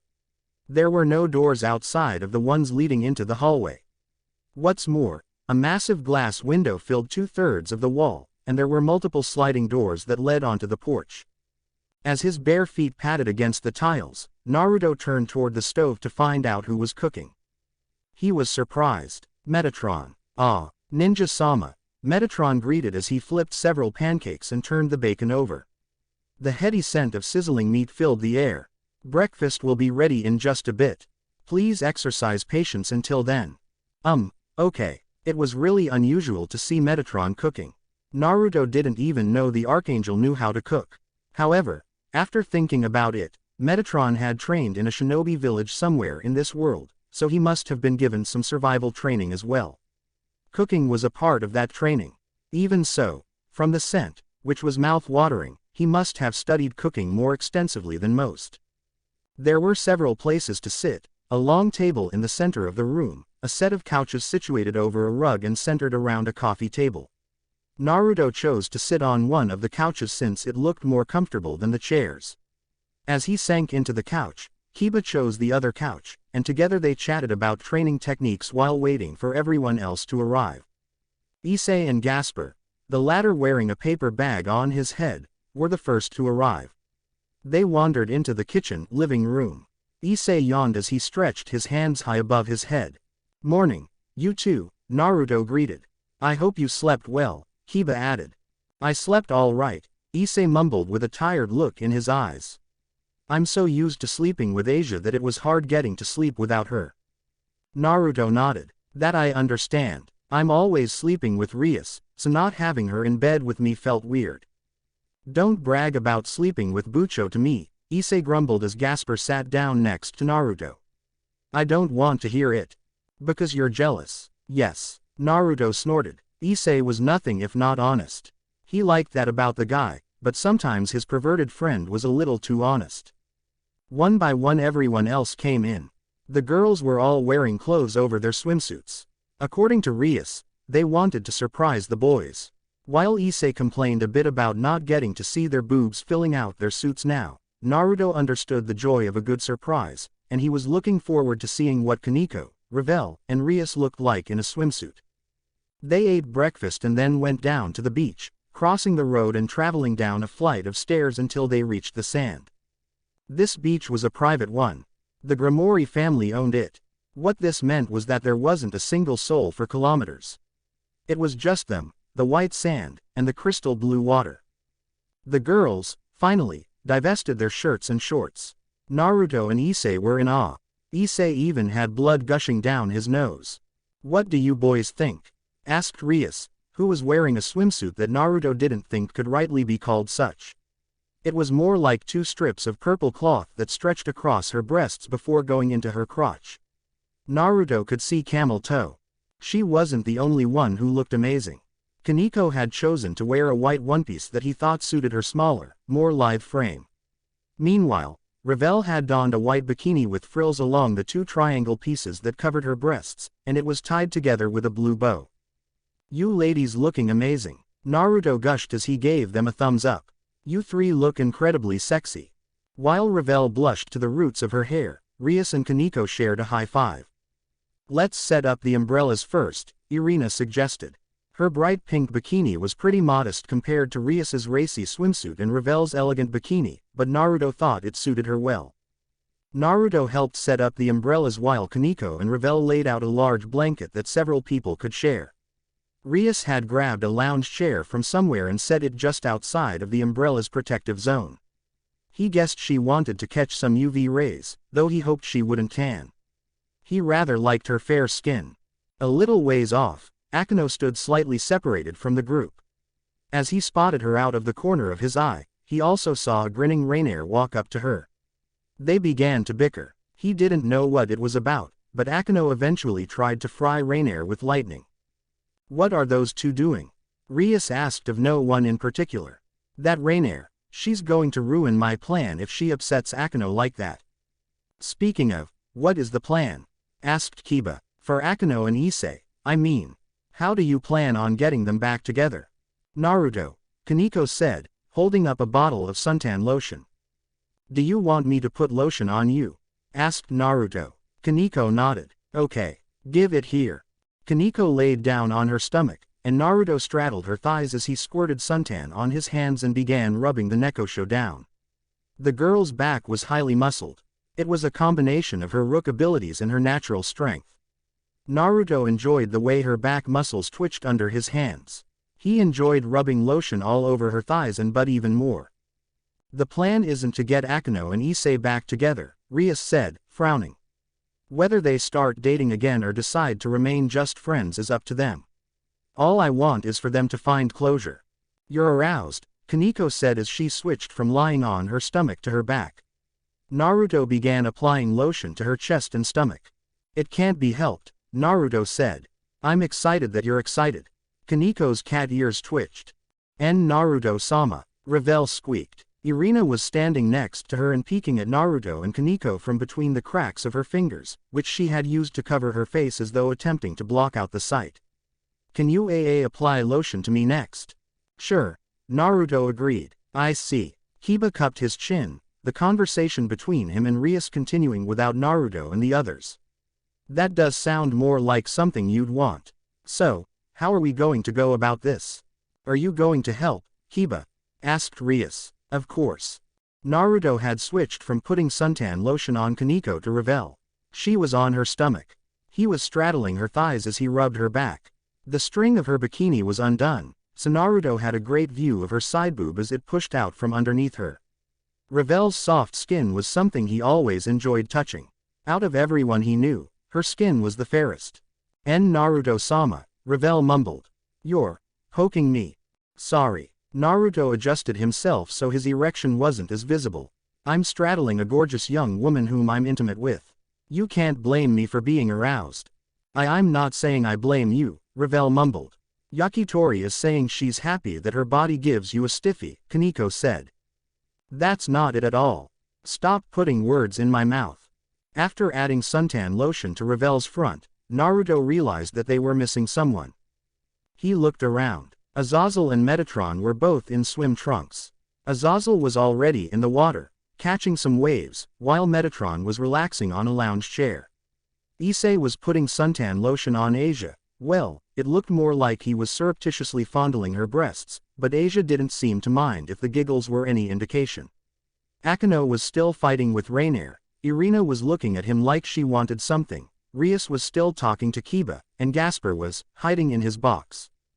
Where's Ophis? He asked. I'm right here, a voice said. Naruto turned to the voice. His jaw promptly became unhinged. Ophis had changed into, well, he didn't know if he'd call it a swimsuit. The bottom was certainly that of a bikini, dark purple, with only a pair of strings tying it together. However, it looked like her boobs were covered in purple tape, and only her nipples were really covered, and they were poking through the tape anyway. That wasn't the problem. It was her boobs. They were huge. Ophis' height hadn't changed at all, but her breasts had suddenly increased in size.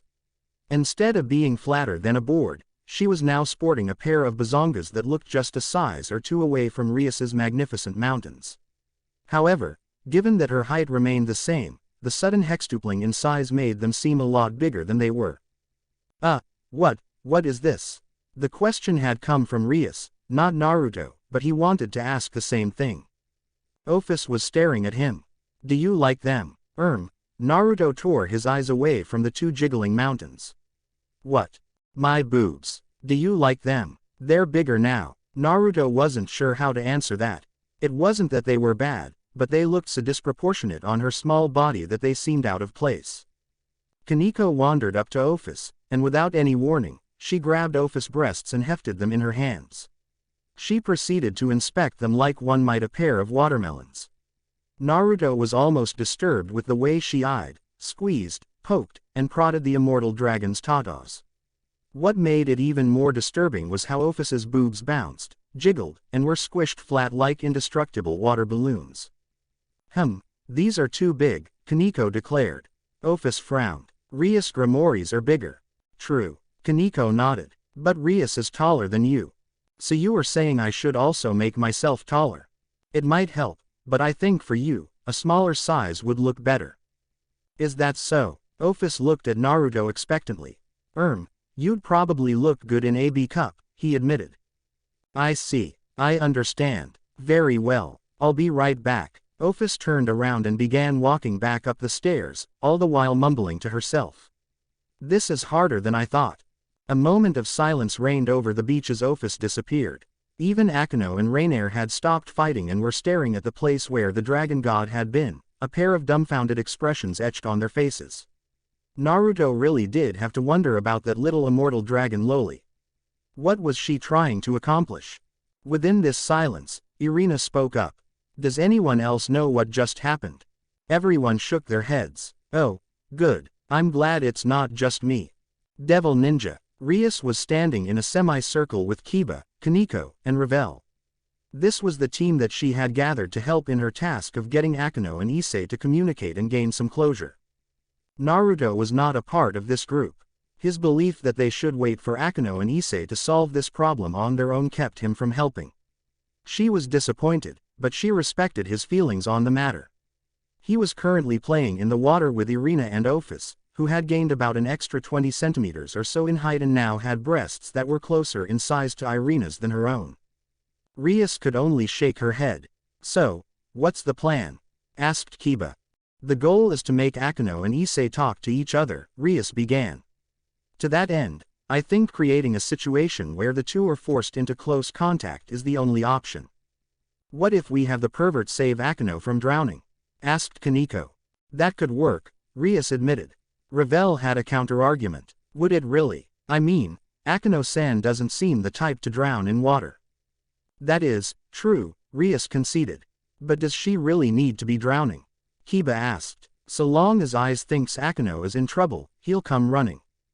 "Point," Ravel admitted. "Then how about this?" Rias quickly laid out a basic plan to get the two talking.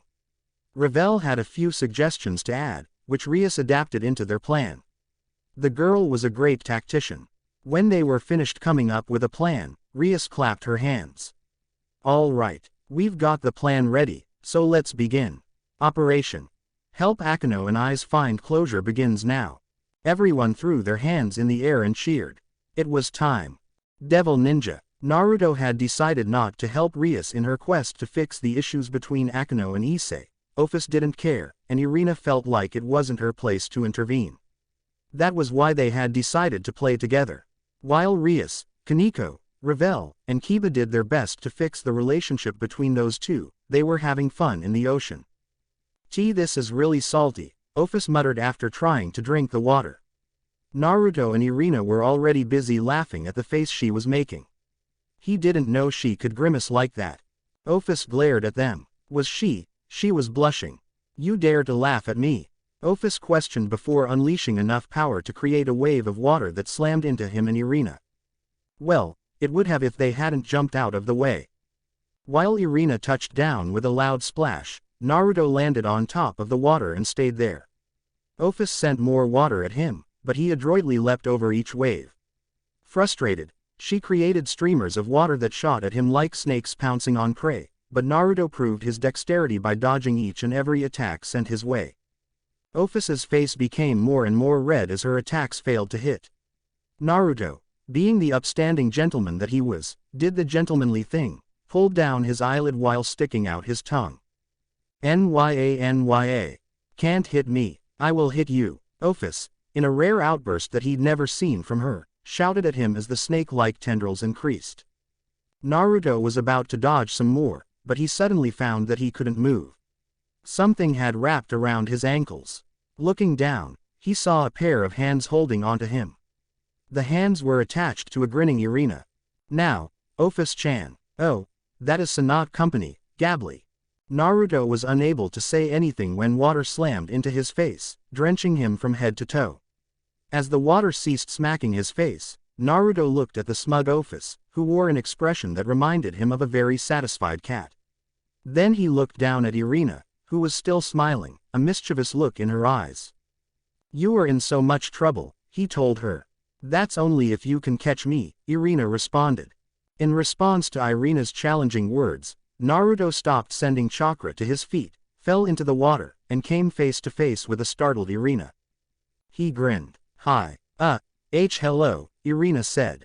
"Guess what you should be doing?" Running. Good guess." Irina turned around and tried to run away, but she was submerged in water up to her shoulders and had nowhere to run. Naruto quickly created a shadow clone that leapt onto the water and ran over to Ophis and kept her occupied. Then he grabbed Irina, wrapped his arms around her waist, hauled her up, and threw her over his shoulder. Her scream as she flew through the air and hit the water was like music to his ear. His clone dispelled seconds later. Naruto leapt onto the water and ran over to engage Ophis. As he dodged the snake-like tendrils that she sent at him, he spotted Rias, Kaneko, and Kiba using ropes to pull a large floatable shaped like a donut behind them. Akeno was on the floatable. It looked like she was sleeping. What are they doing now?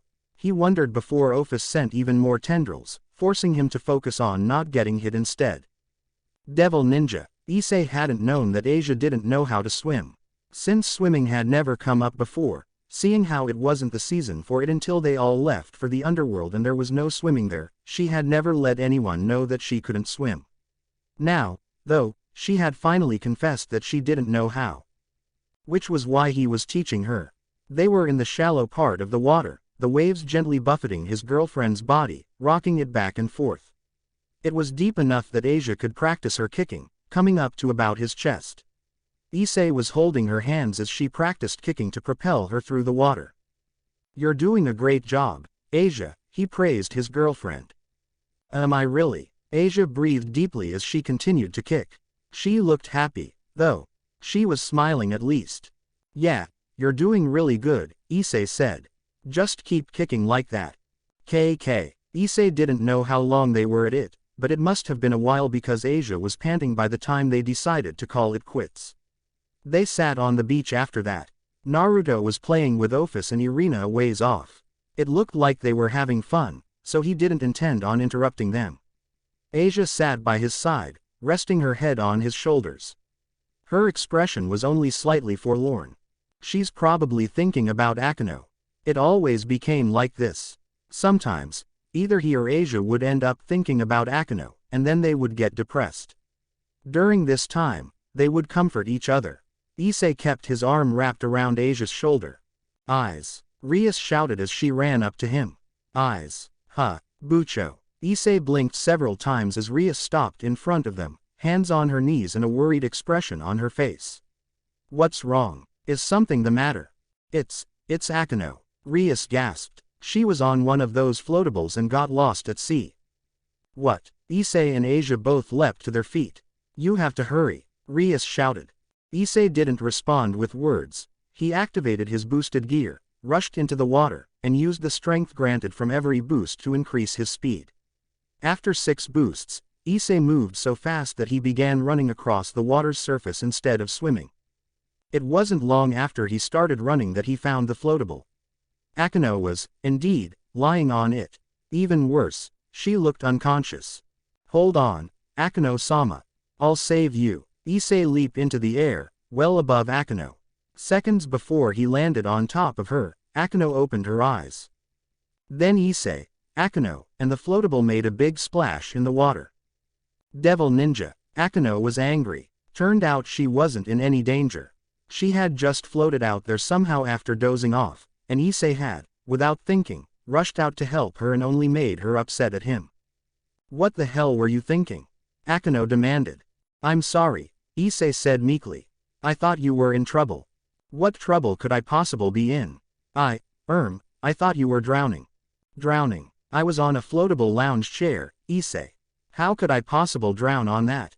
"Well," Akeno gave him no time to defend himself before she started lecturing him again. The breadth of her vocabulary was astounding in how vulgar it was. He had never heard her swear before, but here, now, she was cursing like a drunken sailor. Yeah, she was really angry. Devil Ninja. Asia stood outside of the door, listening to Akeno yell. It got even worse when Issei started yelling at Akeno. She couldn't really tell what was being said. The door muffled their shouts, but it sounded like they were really going off on one another. She wanted to step in. She wanted to make them stop. But she couldn't, because she was weak. Asia shut her eyes and held her hands to her ears, as though doing so would somehow block out their yelling, even though she knew it was a vain hope. Part of her thought she should have just gone somewhere else. If she wasn't there, she wouldn't hear it. However, these were the 2 people who mattered to her the most. She couldn't bear the thought of leaving them alone. That was why she stood with her back to that door, her eyes closed and her ears covered. She cursed herself for her weakness. "Aren't you going to stop them?" someone asked her suddenly. Asia almost squeaked. She spun around, placed a hand against her chest, and eyed the woman standing there with her eyebrow raised. "Rainier," she squeaked. "That's my name," Rainier said before looking at the door. "Are you not going to stop them?" Asia looked down. I want to, but I would probably just make it worse." "With that kind of attitude, you'll definitely make it worse." Asia flinched. Rainier, either not caring or not seeing, continued. "But I don't think that's a bad thing. Even if you make things worse, isn't it better to do something than do nothing?" The words made Asia's heart still as something about them resonated with her. It was true. Rainier was right. It was better to do something than do nothing. If she did nothing, then nothing would change. Doing something would cause change. Even if the change made things worse, it had to be better than what was happening now. However, what if I make it worse? Rainier shrugged. If it becomes worse, then just come to me. I'll make it better. Asia stared at Rainier, then took a deep breath, and then she gave Rainier a smile. Thank you, Rainier. I feel a lot better. Does that mean you're going to stop those two idiots from fighting further? Yes, I'm going to try. Good girl. Taking another deep breath to prep herself up, Asia grabbed the handle and pulled the door open. Devil Ninja, look, I already apologized. I said I was sorry. You think an apology is good enough? You're always doing this, Issei. Even though we aren't dating anymore. Issei didn't know if he would call himself patient, but he did like to think he was tolerant. Perverted, but also tolerant. He didn't really have that many problems with other people, the girls in his class who thought he was a disgusting freak aside, and he generally got along with most people, or at least tried to. This was especially true in the case of people he loved like Asia and Akano. You're right, we aren't dating. I already know that. Are you rubbing it in to make me feel like an even bigger piece of shit? I'm not rubbing anything in. I'm telling you to leave me alone. Issei didn't want to fight with Akano. He didn't even know why they were fighting. She'd been angry and then he got angry, and now they were just arguing for the sake of arguing. However, he didn't want that at all. If she wasn't so stubborn and just accepted my apology, I'd love to leave you alone, but I can't. I already told you that I love you. I'm not going to stop loving you just because you don't love me. Akano backed up a step. Yeah, well, maybe you should stop. I don't need your love. I don't need love at all. Oh, yeah, well, I think you do. I think that. Stop it, you two. Another shout interrupted them. It stopped them both in their tracks. Perhaps it was the pain lacing that voice, or maybe it was the desperation that rang out more clearly than a bell, but both he and Akano ceased talking seconds after the voice yelled at them. That voice, it was Asia. She was standing over by the door, her shoulders heaving, her face red, and tears in her eyes. Why are you two fighting? Why do you two have to fight? I don't understand. Why can't we just go back to the way things used to be? Issei looked at Akano, who was staring at him, though she looked away when she noticed him looking at her. She grabbed her arm. Her eyes darted to the left. He'd never seen her look this self-conscious before outside of the day she dumped him. I don't think we can go back the way things were, Akano said softly. I realized something during the incident with Kokobile, after meeting Barakiel again. I'm not really fit to date anyone. I don't have what it takes. I'm not a good girlfriend. We didn't think that, Asia murmured.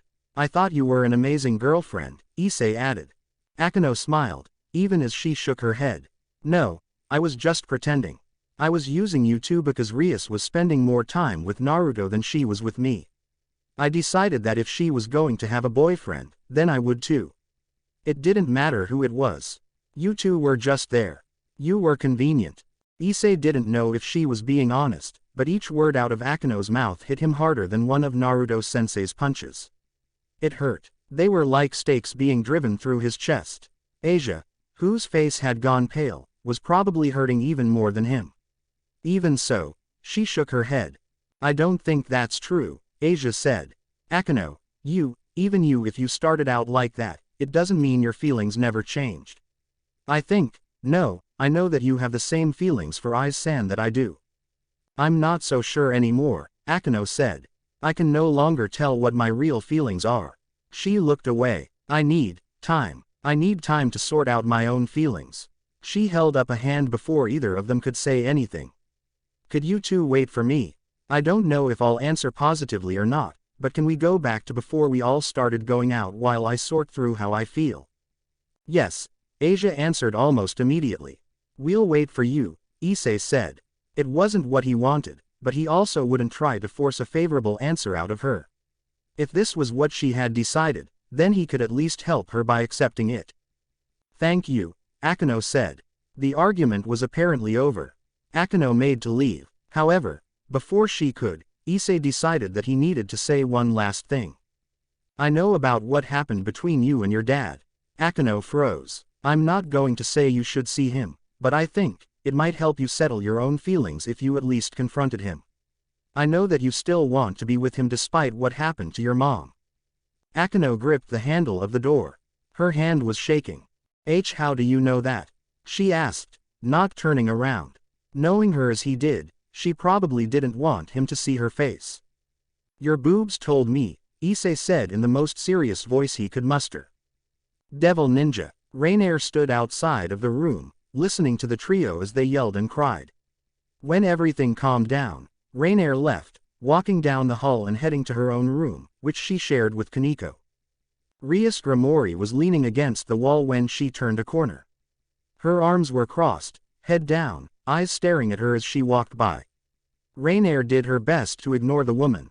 However, it seemed Rias wasn't so willing to let her do that. Why did you help them? Asked Rias. What do you have to gain by helping those three? There were so many things she could have said, but none of them sounded like the right answer, nor would giving them help her in this situation. Most of them were sarcastic anyway. In this instance, given that Rias was basically her keeper, it was probably best if she was honest. I don't know, Rainier admitted. Ask me that some other time, and maybe my answer will be different. Continuing on her way, Rainier eventually reached the room that she shared with Akano. She closed the door behind her, leaned against it, and slid down until she was sitting on her backside. Burying her face in her hands, Rainier asked herself the very same question that Rias had asked her, but more than that, she also asked. Why does my heart ache so much? Rainier hated that she had done the right thing instead of what she wanted. Unfortunately, Rainier didn't even know what she wanted anymore. Devil Ninja. It was later at night and everyone had gone outside to shoot off fireworks. There was a small town about 20 minutes away, which Naruto went to and bought fireworks from. He didn't know what kind of fireworks there were. He wasn't all that knowledgeable about fireworks, but he had bought several different kinds, including sparklers and one that looked like a giant dragon head.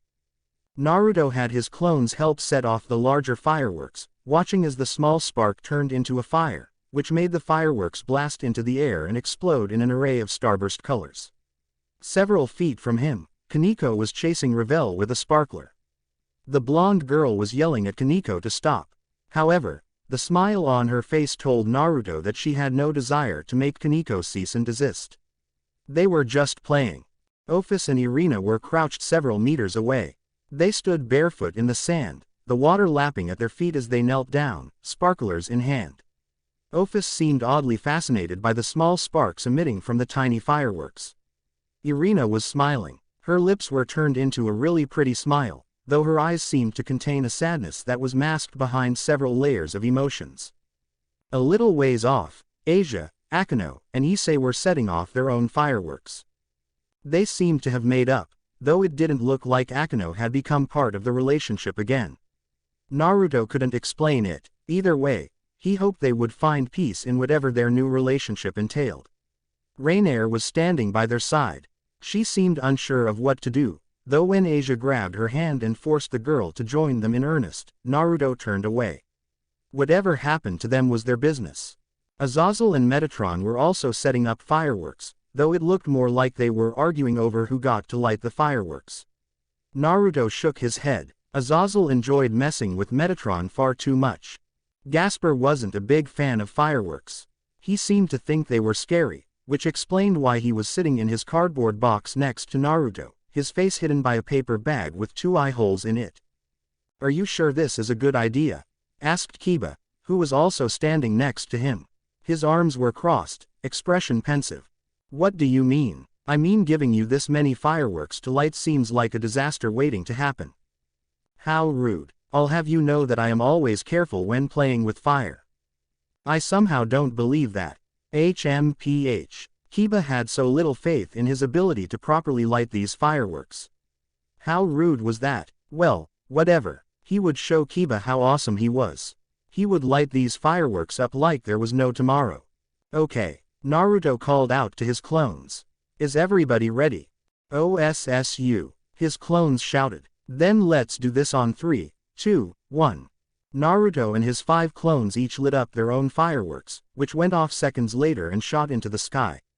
They exploded in a bright array of colors. Everyone stopped what they were doing and looked up.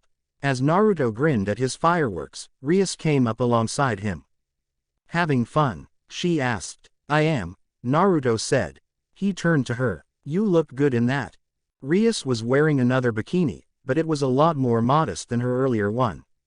A white two-piece, the bottom was covered by an understated purple skirt. While her other one had been sexy and made him want to push her onto the sand and have his way with her, this one simply made him feel like he could admire her for hours. It was like a work of art.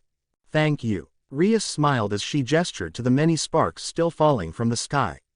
"We have more, if you want to keep going." "Nah, I think I'm good."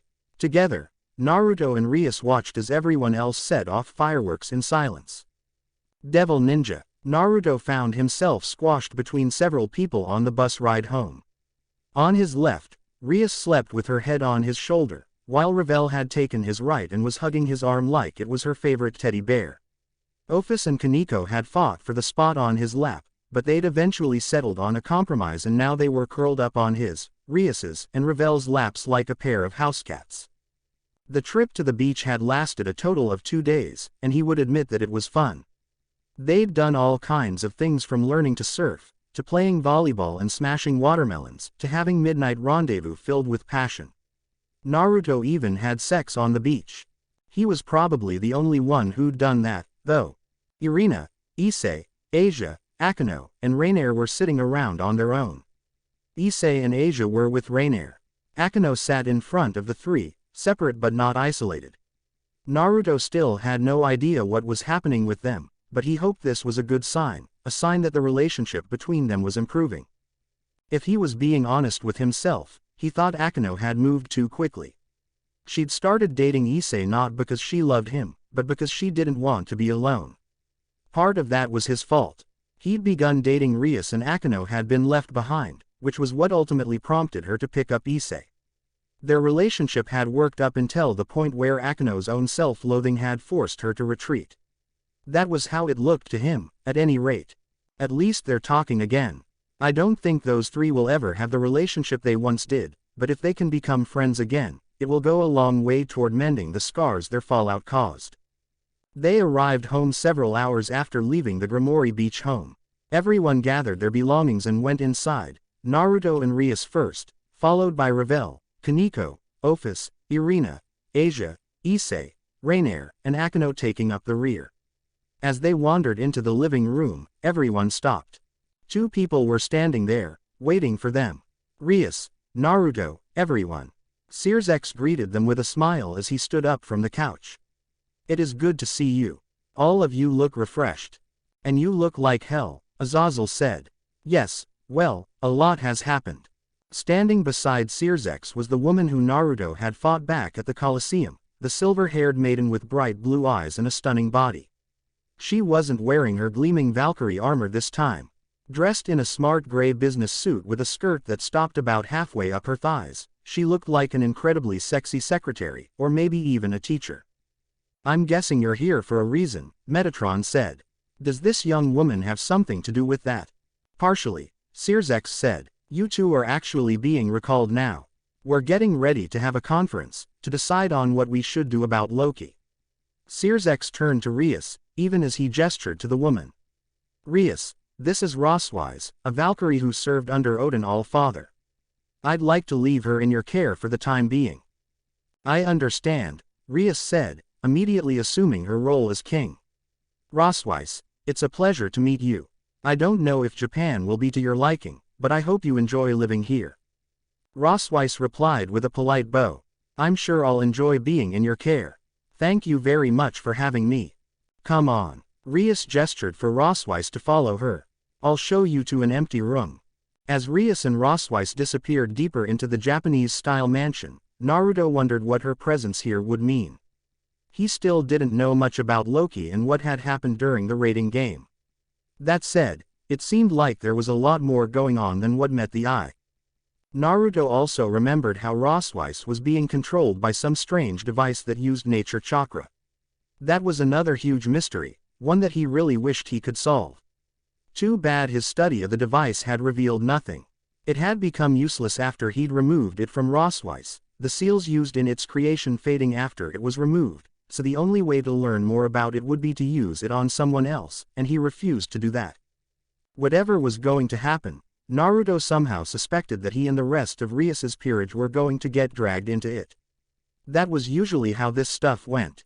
Thank you for watching. If you enjoyed the video, be sure to like, comment and subscribe, as well as checking out the author on fanfiction.net.